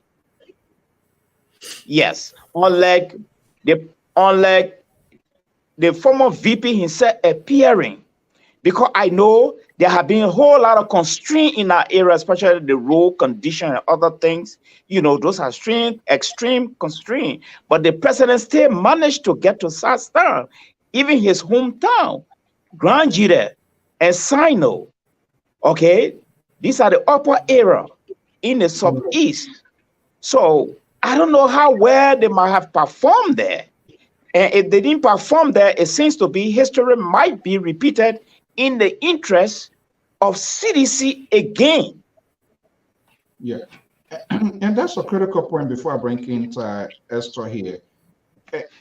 In politics, you got to maintain your base, and that seems to be the work the president have done so far. We're waiting to see what are going to manifest itself, what are going to show itself, because the southeastern side, from last previous election, was seeing his strength and all of that. He went back there. I saw the images of our guy reporting from Sano, Buffer Chimos in his own Plebo area. Our guys were reporting there. There was an impressive show out. We don't know whether that's going to manifest itself. And you're quite correct, because Jeremiah Cohn says some ridiculous thing that doesn't make sense. And he could have gone to the southeastern side, and no matter where it is, to get to on He could have gone there. That did not happen. The president went there. So what the president is trying to do, they have over 300,000 votes now within the southeastern column. That has been his stronghold. His goal is to maintain that place. And then they're going to come to these Tulsa State, the Moserado, where can be anybody, land, and all of that. Now, Esther, if the president managed to maintain the southeastern column maintain the southeastern side in his column, that is getting the majority vote there. What would that tell us? We don't know what's going to happen in Moserado. We don't know what's going to happen in Maryland. I saw the guy reporting from Mount Gibby County, which is very crucial to that. Will the McGee factor in that Mount Gibby? To whether they're going to vote either with a senatorial rate or they're just going to go through the presidency, we don't know. So where is your concern in this whole process here as well? Being saying what you're saying so far, where is your concern? Talking to me? Esther. Oh, okay. I think that I would say ANC, the CPP works hard. In a sense that CPP is not a household name, like Honorable Joseph Boakai, like the President Weah.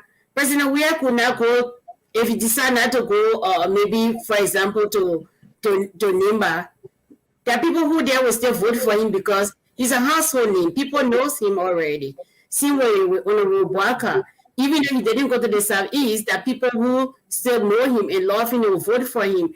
But when it comes to the CPP, Mr. Cummings is not like that. Mr. Cummings is not a household name yet, to the Liberian people.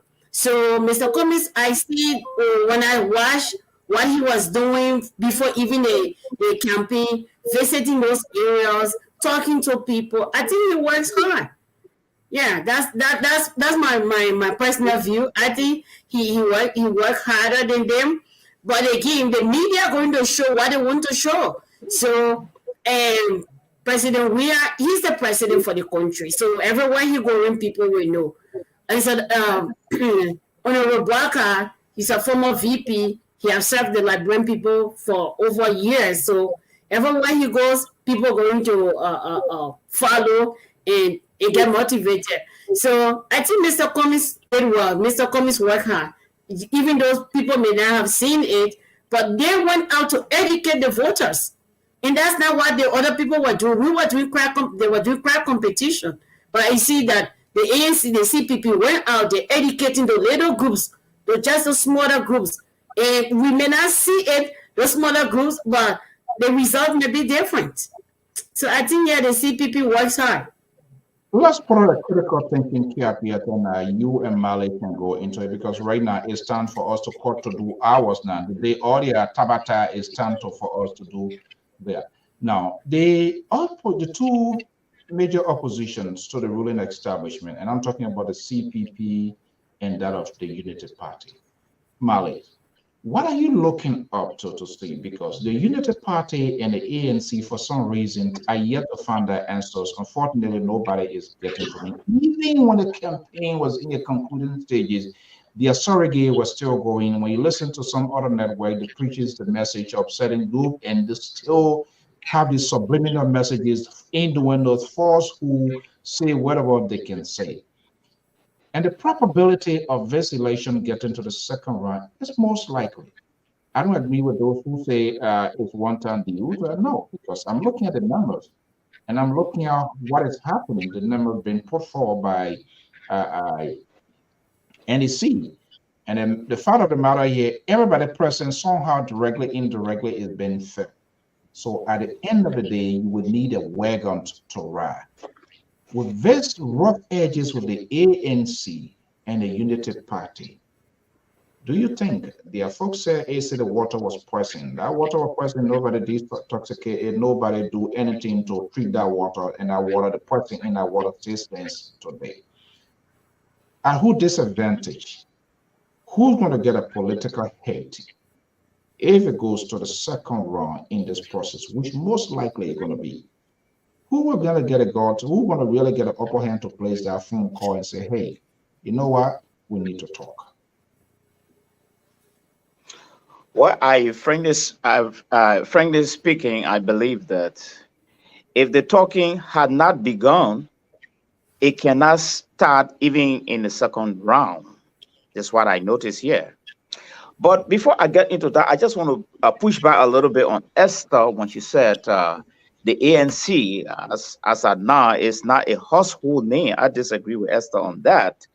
In 2017, according to my statistics, ANC came with 7.21%, fourth place. That was quite impressive. If you don't have a household name, you can't achieve that. And you realize that Bronskin came second place, but Bronskin is no more in the same.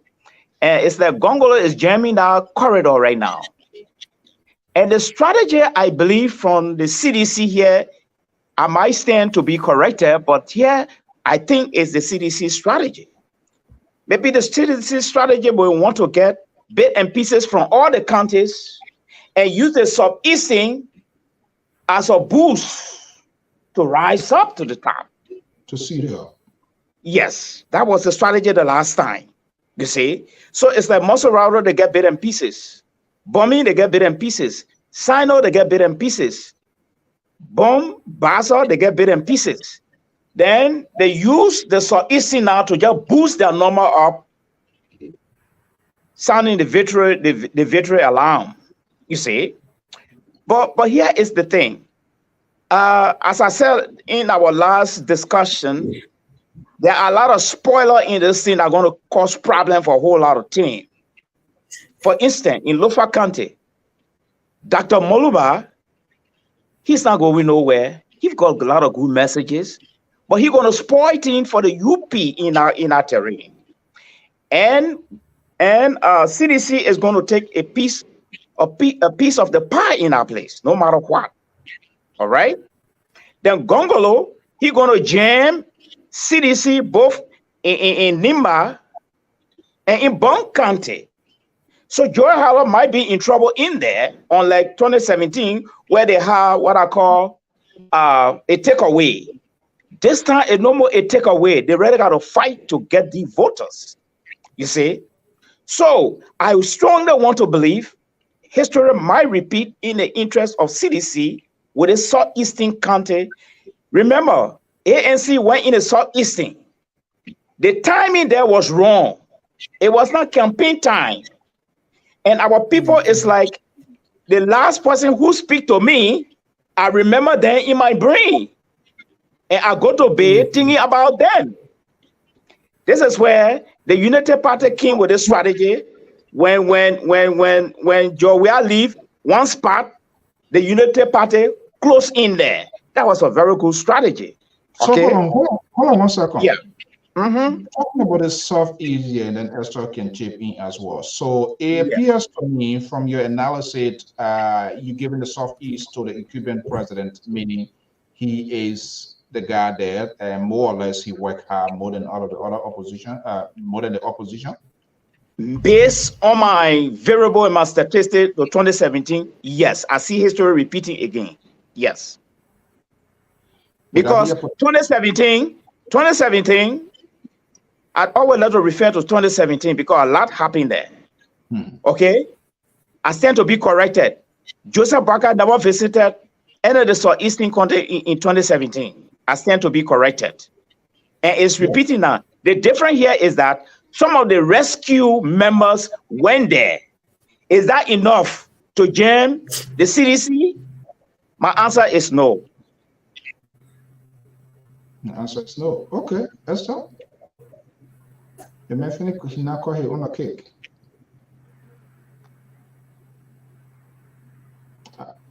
Are you hearing me, Esther? Mr. Malik, he already said everything like what he said. That's another thing that I didn't really think about that. When Mr. Combs was in that area, it was not election time. But even at that, though, people still like listen to him, and they may not have. It was not election time, but I think he will still get numbers there. Another thing is that the CPP at the time of when they had the whole CPP as the big CPP going on, people were also in favor of the CPP, but after they split, people left, so they're going to lose number over there also. That's another thing. And when it comes to politics in Liberia, most of the time, I mean, that be correct, people vote according to where they come from. So, Mr. Black, Honorable Black, now going to the southeastern region, even though his VP went there, but the president going to take most of that area too, because whether or not he did good, he didn't do good, they will just say the president of my countryman, they will vote for him. Same thing with Honorable Boaka. People from Lofa, they're going to vote for him. He's going to win Lofa too. That's my take. That's what I think about. But then for the other counties, yeah, I think they're going to fight there, and somebody will have to take number from somewhere. As I said, I think the CPP worked very hard. Even if the number don't really show up that to be the 51% people want to see, I think they work hard. Well, they work hard. What their work hard will commensurate with what's going to be coming out, because that's why we're going to say, okay, they work hard. That's the key question. What is still lacking? Let's look at Maryland, where Benedict Cummings coming from. If he can win, if he can get a decisive win, or he can get an impressive win in Maryland, it would be just like an eye goal. That would be a hair-scratching thing. Another place we're going to be looking at is Grand Bassa County. A daughter of Grand Bassa County is coming from there, and you see the other side went with Ambassador Joseph Newman Boycott. So right there, politically, it works in the favor of the president, because the two are going to be fighting for good numbers is coming from in there. Cummings, CPP, Belete Wayne, they're going to be fighting for good numbers. Nyomli Kanka folks, Abraham Darros Dillon, Column, they're going to be fighting there. So right there, Bamboo going to divide color. So the president, more or less, the CDC will say, okay, no matter what, these two people, they will divide, either half or one person going to go, so their concentration not going to be there. That's where I think, and those are places that are going to be very interesting. And another place is Nima County. Now we see this time around, Prince Johnson left the CDC with the CPP, now not CPP, Unity Party. Would that be a political dividend to the Unity Party? I'm waiting to see what happens, because you remember the president and top of the CDC folks, they've been going to Nima here and there. Koji was there, the Secretary General, their presence being felt a lot. So where should Unity Party should really bank on to say, this is what we can do to square it out?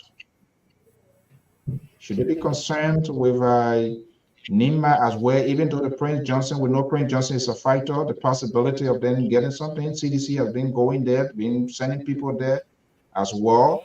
Would they say, well, this is all about our job? I got to vote because these people come in. If I don't vote, I say the mayor, my whole household going to be gone. So new faces going to be coming in. So there are a lot of factors in this place here. Who should really be concerned? I think everybody should be concerned, because for Nima County, think about, we have Honorable Kuhn is from there. He's going as a VP. And then we have Councillor Gonglo also from there too. So that's going to take away some numbers. They're going to split not evenly, but they're going to take away some numbers from Unity Party also from there. Because as we said, people vote according sometimes because we're from the same area. So I don't call his party, Mr. Gonglo Party, Tiawan Gonglo, his party, going to take some people from UP. And then, so it's going to be a little bit fight over there, because there are 3 strong people over there in Nima. So when it comes to Grand Bassa, when you talk about Yomli Kanka Lawrence and Senator Dillon, yeah, sometimes people will vote for, when it comes to the senatorial, they might vote for you, but when it comes to presidency, they could vote for a different person. Yeah, I see this happening because I was in Liberia, talked to a lot of people. That sort of transgression vote going to take place. Most likely, other people going to vote for their own. They might vote for the president. They might vote for the other party's standard bearer. But trust me, the vote when it comes to the first branch of government, I think people going to be a random one. People going to vote. Now, Sir Ali Joseph and Wilmon Pay. Do you think most likely this one I can say I can give it to Sir Joseph? It's fair enough because I saying. He has been in the place there. Wilmon Pay, there are a lot of cloud, there are a lot of things. I'm not sure whether he was a perfect choice on the part of the Unity Party to put in for, because Sir Joseph, regardless, whatever things that he's doing, whether it's on a personal or whatever it is, but those are things that people felt the presence of it. They benefited directly, indirectly to roles and all of those things. His engagement, being the representative from there to senator, so that brand name that we all saying here is already there. Wilmon Pay from Unity Party expulsion went to Dr. Kase issue and all sort of those things. Was it the right choice on the part of Unity Party to put it? Because there was a lot of issue that went on. We saw some information how he came to being, and even when he was going against one of the party when they were in this whole collaboration, how he should come, because he was going to be a factor with Nima. You're not contesting in Nima, so people are not going to focus. Nobody going to pay attention to that. But he managed to get his way through, and he's on the Unity Party ticket. Yeah. So I think for Maserati, Sir Joseph have a base. And for what I'm seeing, I think he's going to do well. When it comes to the senatorial race, he's going to do very well, because our people, Sir Joseph is not running for presidency, so people will look at it and be like, oh, even though he's he's of a CDC, but he's my tribe man, so they could vote for him. During the Ebola, he did this, he did that. And, all these things, the humanitarian work and things he's been doing, whether it is right or wrong, or he's supposed to do it or not, people that benefit from it will also say, like, you know what, I will vote for him. So I think Sir Joseph got a strong base. That's my personal view. I could be wrong to other people, but I think he does. And I think he's going to do well. We are running out of time here. I'm looking at some districts in it that when you look the opposition to what desperately, I'm saying desperate because they want to need it, like Calabar, district number 10, right? Yeah, Calabar. Yeah, Calabar. Yeah, the district 10, right? Yeah, I think so. Where you have Josephine Davis. Yeah, that's district 10. Where you have Josephine Davis and Cone, I don't know what I was on, or Yeke. The contesting. Should we put a closure to District 10 to say it's Yeke or Josephine? Because CDC, and I think that's one of the seats that CDC want to take away, because this guy is a nightmare to the president, to the ruling establishment, and part of that is to get him out there. But whether they have done enough, Yeke in his own right, get his own base. He said he's not going to campaign, and he's not really been doing it that much, even though the launch here and there. But he's confident of himself. Was that a risk he took here, or what? Or do you think for Yeke, we don't need to talk about it? We compare that to Sir Joseph too? I think for Yeke, people may not like the way he speaks. I personally will not use the words that he used when he talked, the way he talked, but people love him. The people in the district love him, and I think he's going to do well in our district. We outside may think that, oh, Yeke will not do this, but I think he's going to do great in his district.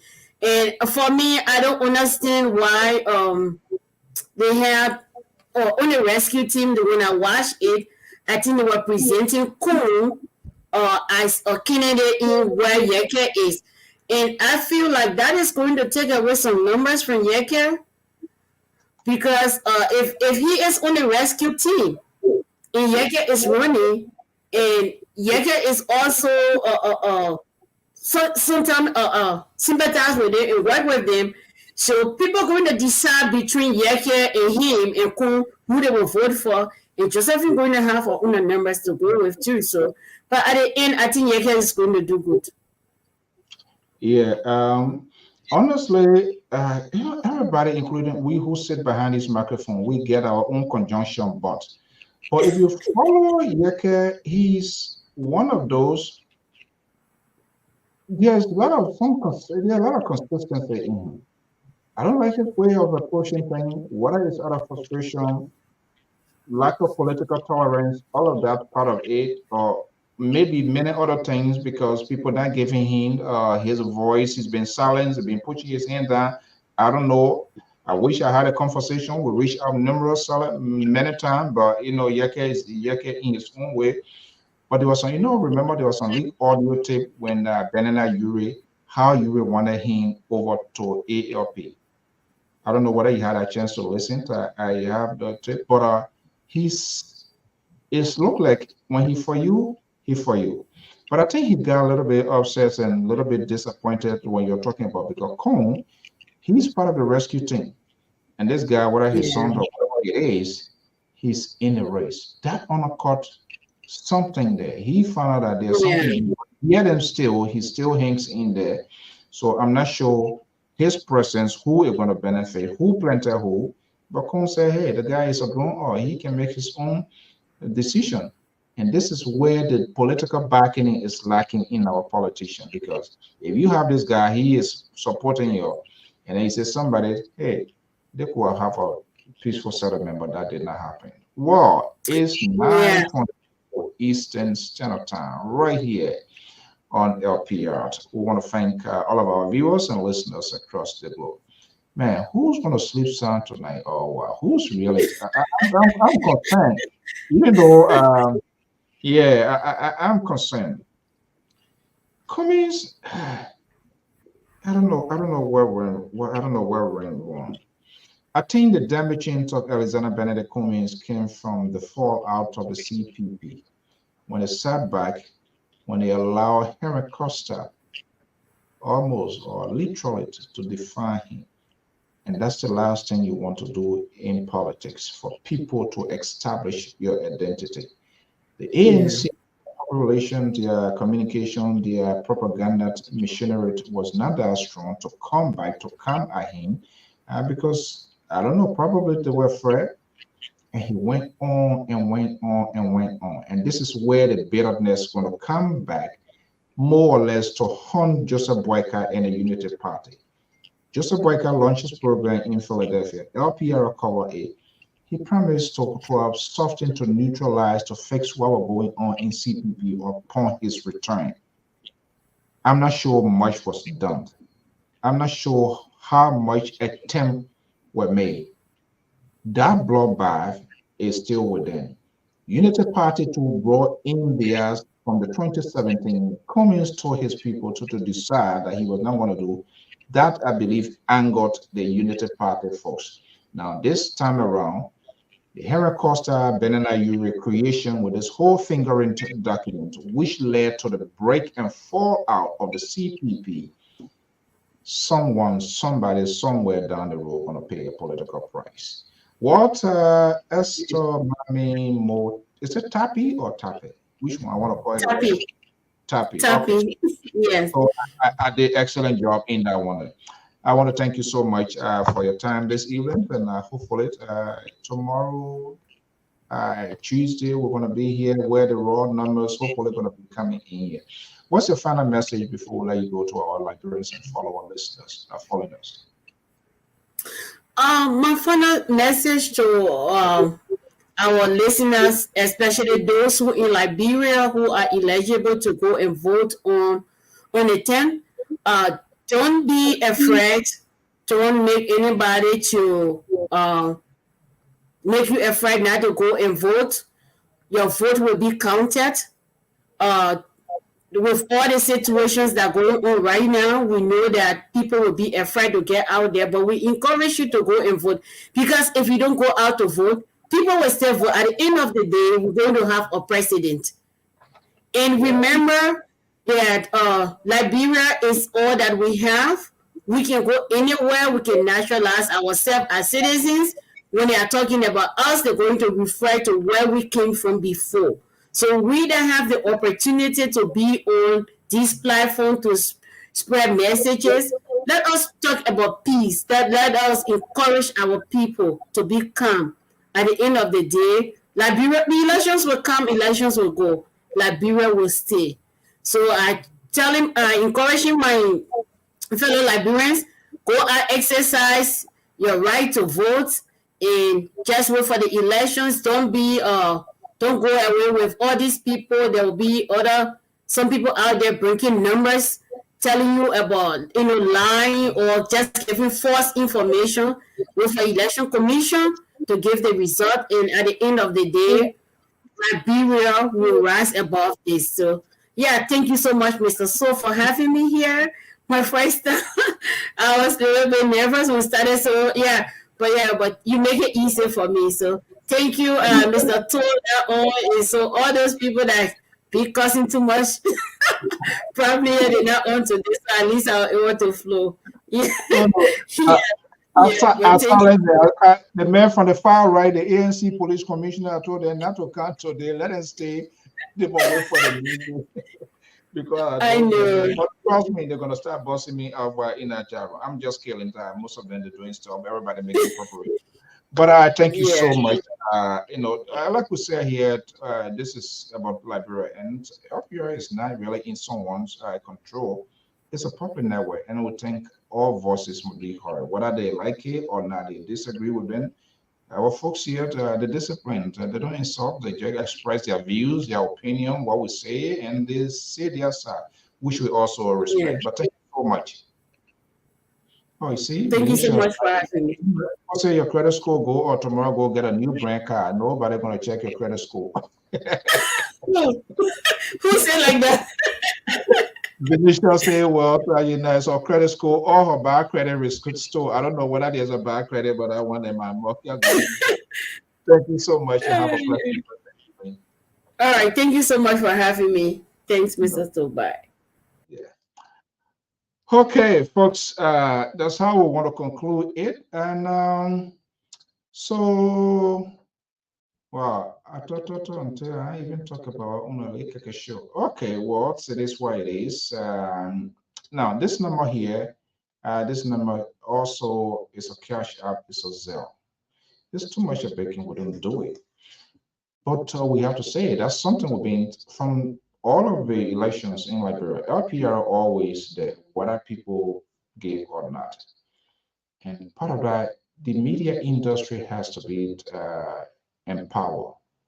The reason people sometimes see folks holding news and things that compromise is when the people are not given what they should get. You know, it makes it difficult. You can't get the news. And I'm saying news is very costly, especially but for those who don't know the thing is news. There are some news that will be on the shelf. In order to get them off that shelf, you have to pay for it. Now, what people don't know, you have to pay for it. Like the guy I was talking to, Louis, he went to town early this morning and he just got home. And still, we still have him here. These folks are volunteering. And I believe it is for the love of their country and the passion they have for the profession. You listen to that young man, he's reporting, authentic, and saying what he knows. He's not manufacturing anything to entice or to appease to someone specific or group of people. So there are people that are willing to do something, but they also must be supported. They also must be empowered to do their job. If they can't do their job, we frown on the police, we do this, that. But if the people are not, they are not equipped, they don't have the logistic to get their job done. It's like you have an army man who doesn't have a gun, and then you want to send him on the war front. Will he fight with his bare hands? Then they're not army man. Then maybe they're army woman. They're not even army man. Then maybe they're just a civilian to send into the war front, making endangering their life. All of those I gave to us. I mean, Vinicius, Nikki, and all of those folks. It's better late than never. There's still much time. Just in case you want to send, is 682-433-8802 is a cash out and Zelle number. That number is in the name of the institution. It's a $sign Liberia Public Radio. That also account attached to the account Citizens Bank. The bank is there because it's a full-fledged registered institution, local, federal, and in Liberia. We are not in competition with any news outlet platform, but we are in competition with quality news, fair, balanced, and proportionate, making all sides, both voice, not to leave no voice behind. And this is why we don't just rush, we don't just break the news because we want to break it, because we want to keep you to come here. That's not the tradition on this network. We have never done that, and we intend not to do that. We do not say it the way you want us to say it because it's to your political disadvantage. But we say it, we believe news is something that we should value. What comes out, we are not a propagandist. We are not a public relations people. Those people, you pay them to get something done. The only time we do public relations here, when you have your products, you have your business, you want to advertise, then of course, we'll work out a deal. We talk, you can pay this, yes, and then we'll do a piece of the job. But other than that, LPR, there will be a public institutions where or whether you for or against the government, whether you are opposition, imposition, no matter what, you must have the voice to speak out. This is why we don't sanction people. And kudos to the follower of the Liberia Public Radios for the high level of civility always maintained. I never saw anybody here. Folks go other network, they cause, they say this. They don't really get at us here. They don't insult. They disagree with us, which is a thing. Also challenge us on things that we say here. And of course, message of peace or message of we don't insinuate. We don't just make up thing here because we want somebody to listen to or us to be entertained. The entertainment aspect in Liberia is already over the top. So we can't add insult to injury. What is needed now is well-informed information. Our job is to inform you and you process it and make an informed decision. Not to necessarily persuade you, give you all sides of the story. You can condense those informations and make an informed decision. That's the work of a media industry. With propagandas, that's a different thing. They are different components, and that's what we're seeing happening on some of the networks. Propaganda machinery, subliminal messages, which are false messages, but it appears to be true because the one who promotes or the one who interprets those messages, they are well constructed, they are well structured, laid out. They play it, it can be audio, whatever. There are a lot of devices here. People can do anything, any way, and they throw it out there. And those messages appears to be good because other people, based on their judgment, on past experiences, or things that are happening, which equip it to the ongoing reality. So all of these things factor out. So be aware of what you listen to and how you go about to act on it. There's a special type of way to curve these messages. If I were hired to do a propaganda work, my tone, my language would be different.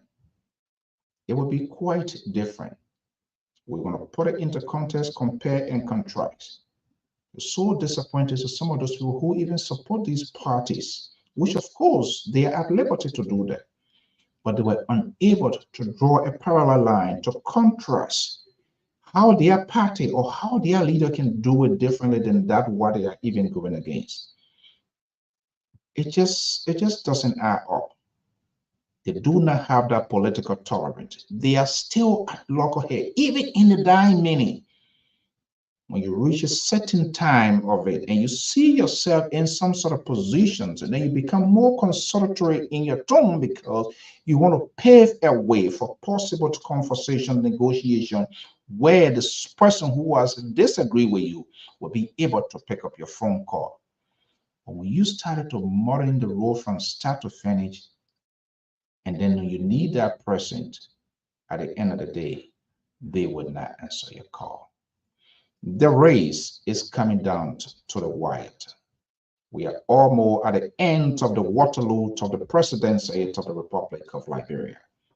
All we can say for those of you who are apprehensive and say, well, you're not going to vote, I'm not going to do this because these people do blah, blah, blah, blah, blah. I would say consider your decision to make your voice heard. 1, 2 votes can make a difference. Whether you vote or not, you are going to empower people for the next 6 years, 9 years, 6 years. Think about that. So they're going to be making decisions for you, whether you like it or not. Time has caught up with us here this evening, but Malik Jones is here. Maybe you get news coming from Lofa County, from your own county. Let me bring in Malik Jones quickly. We said we don't leave no one behind here, so I'm not going to be the one. I'm not going to say one thing and do it differently. Well, Malik Jones, I told you on a conference here, but somebody, the superintendent of Lofa, just called me. They say one Malik Jones, the analyst, is coming back to speak. So, but on a serious note, what will you be telling Liberians? We are about to wrap out this whole thing here. What will you be telling Liberians? Well,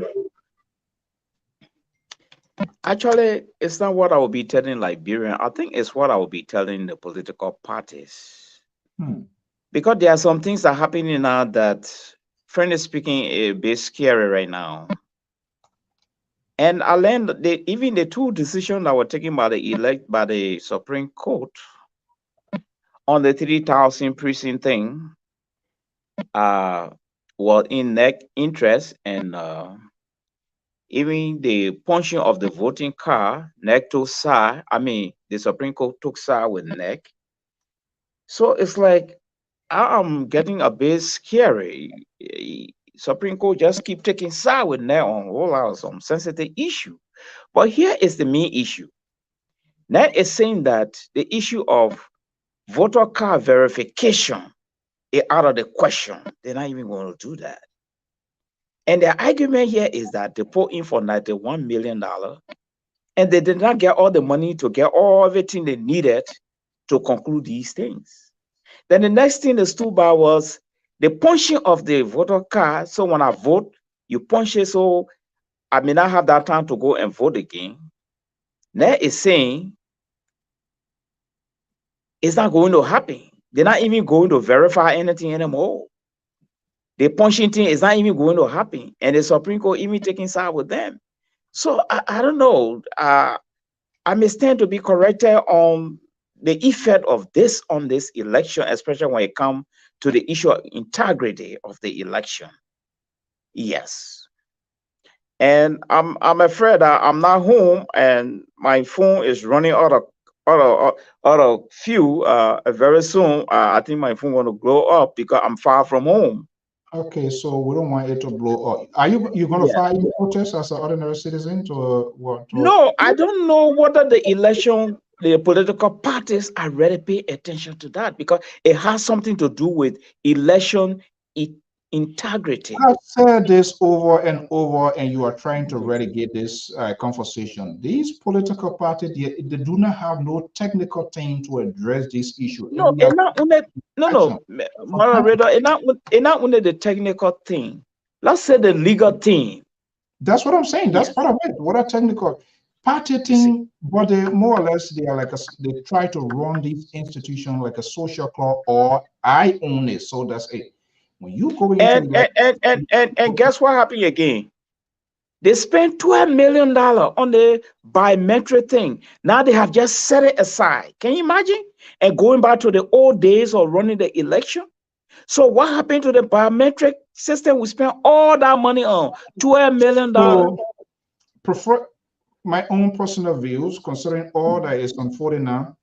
I would think this going back to the old systems would be more practical because the biometric will be, trust me, it will want to be a nightmare. But let's Mr. Moderator, we'll continue tomorrow, but I can assure you the old system has got a lot of loophole for corruption, and we'll discuss that tomorrow. Okay. I can tell you that. When I'm contesting 2029, by the grace of God, we'll make sure everything be in order. And since you're from Lofa, I will have you as my vice presidential running. Anyway, Esther, I hope Esther will be back because I wanted to provide 1 or 2 responses for Kumi message in the South. But anyway, I'll hold it. One thing, you don't let anything go here. You want to be like a liberal now? So that no, after the election, you can provide that. You can provide that. I just wanted to congratulate her for saying that. But what I wanted to add to it, that the caveat here is that the time he went there, up to the time the campaign started, the people have forgotten. Okay, that's a view. Thank you so much, and have a pleasant Yep. day. Okay, well, folks, thank you so much. To all of our viewers, listener, follower from inside Liberia, share, go out. Thank you so much for watching this Rock Spring community. Where is Rock Spring community again? Rock Spring. Is that around GW Gibson area? I can't even remember. But Shed, thank you so much. If this is your first time, then all of you, I'm not going to leave no one out. I will say all of you. And the reason I'm calling his name, he to person to be inside Liberia at this type of hour, late hour, after 9, literally almost 1 o'clock a.m. And using his data is because, I assume, because of the love of his country, and he wants to know what is going on. Even though he's hearing all of the news on all of the radio stations, you think about they are in the country there, Morovia, when you do the hair council radio station, forget it, that million. But he chose to listen to us here this evening. And that's something we appreciate, using his own data. This is why sometimes get some of our upset. When people take up their valuable time, pressure, they should be sleeping, they should be at work, and spending money and data, and you just have people to just say anything because they think they have the right to say it without being cognizant of things that they are talking about. Some of them are offensive, and some of them are lies, some of them are makeup, and because of mere politics. And the worst of it, they don't think about the aftermath of those informations that are put out there. That is dangerous for our country. We want to thank you so much. If there's anything that can help us to enhance our broadcastings, our conversation, this network here, we always willing to learn, to accommodate. I want to say thank you to Madam Esther Tapimo here this evening, reached out to make her presence fair. And this is what we said. We're not selective. You don't have to be specific and present, as long as you have your country at heart and you are willing to come here to take some of the heat. You know, they're calling and say, oh, the woman as a DJ, oh, the man as a Liberty Party. It's not going to pull your vein, it's not going to do anything. But the civility on this network here that I know is very from the onset, and part of that is the tone, the language we set, and we do everything possible to maintain that. We don't disrespect our viewers, our listeners. We don't, sometimes people argue, but we hold everybody responsible for what they say. Not just only politicians and people that are in state power. We who sit behind the microphone, we call those that call and deliberately and purposely lie or make up something because of political reason. That's why when you call here, you also have your share of the questions that we can ask you.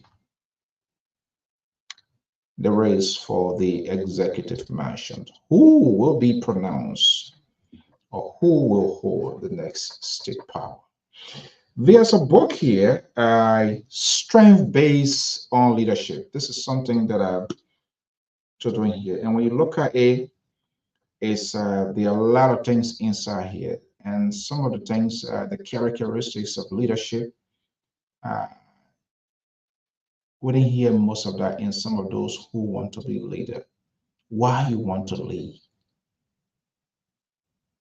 What is the downside of being a leader? What is involved to be a leader? What makes you a great leader? Are you a team player or is it about you? Do you seek consultation?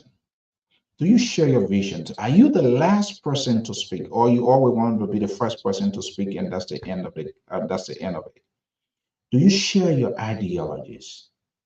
What do you want people to remember you as a leader? Do we ask all of these questions to them?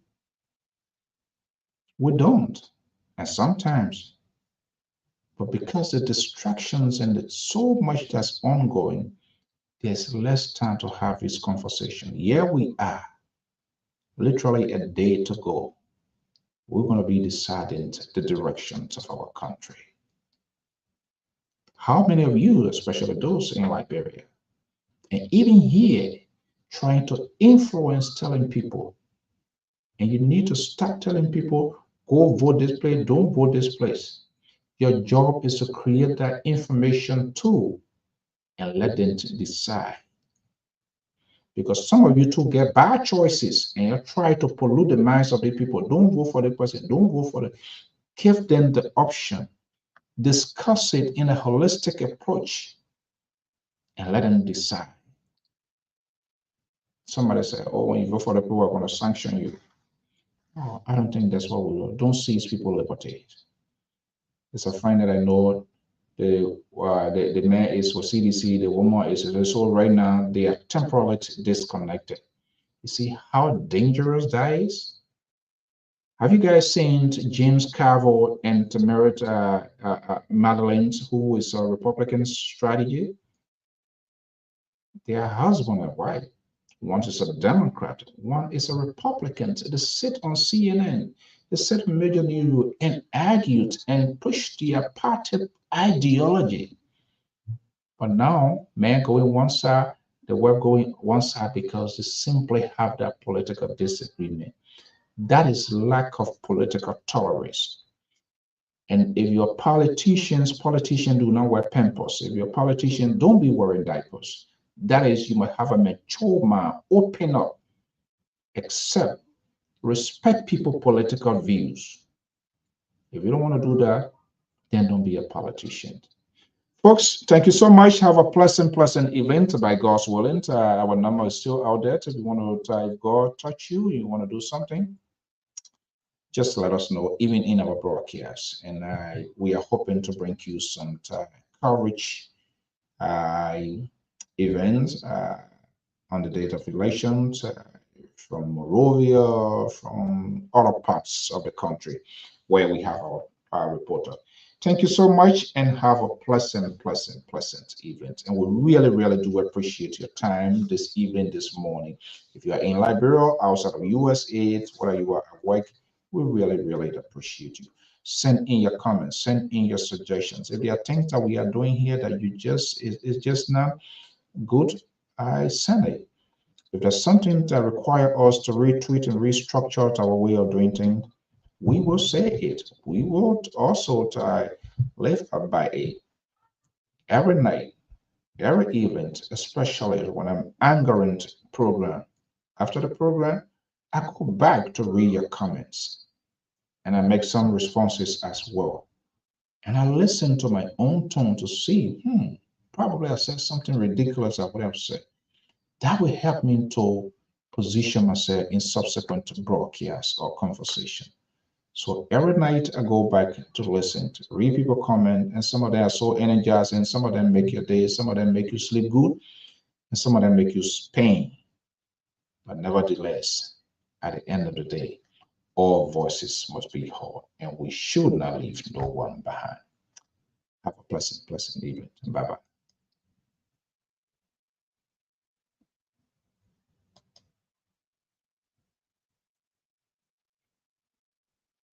And so this is quite interesting.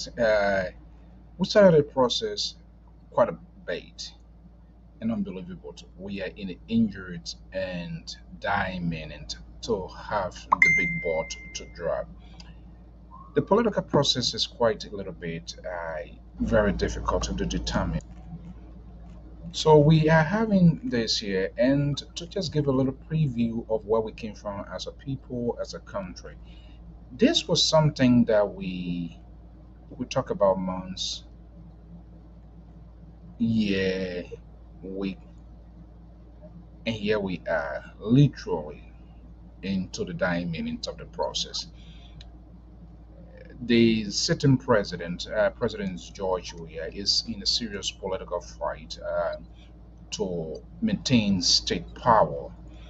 But interestingly, the game sort of took a dramatic change, and that's the interesting part of the politics. Joseph Newman Boyka of the Unity Party lately got on a sort of unprecedented momentum that tend to shift the wave of the electorates in his direction. And this is a very critical aspect, and that's why every political party or anyone who participates in a very crucial process to see yourself, because you want it to be in your favor. This is not a red line to red tape and put here that because of this, he already sealed it up. But he becomes a sort of attraction to those pushing to the ruling establishment, putting them on edge to sort of show some strength. We're going to wait and see what happens. But for now, Ambassador Joseph Newman Boyka and the Unity Party seems to be one of the first top two. And if that happens, what we're going to be watching up to see what are these oppositions who want ultimate goal, even though they disagree on so many things, but they have one thing in common, and that will be the interesting part to see whether that one thing will manifest itself by then throwing their support behind Ambassador Joseph Newman Boyka. Is the Boyka folks having that conversation? That I don't know. But one of the ones that I see going to be a little bit tough one, however, they have the ability to soften it, is the CPP ANC support. Would that go to Boyka? What will happen? What will Alexander Benedict Cummings say? Even though, fair to mention here, said repeatedly, he will support the opposition. But we know how the edges has been in the last time. Folks,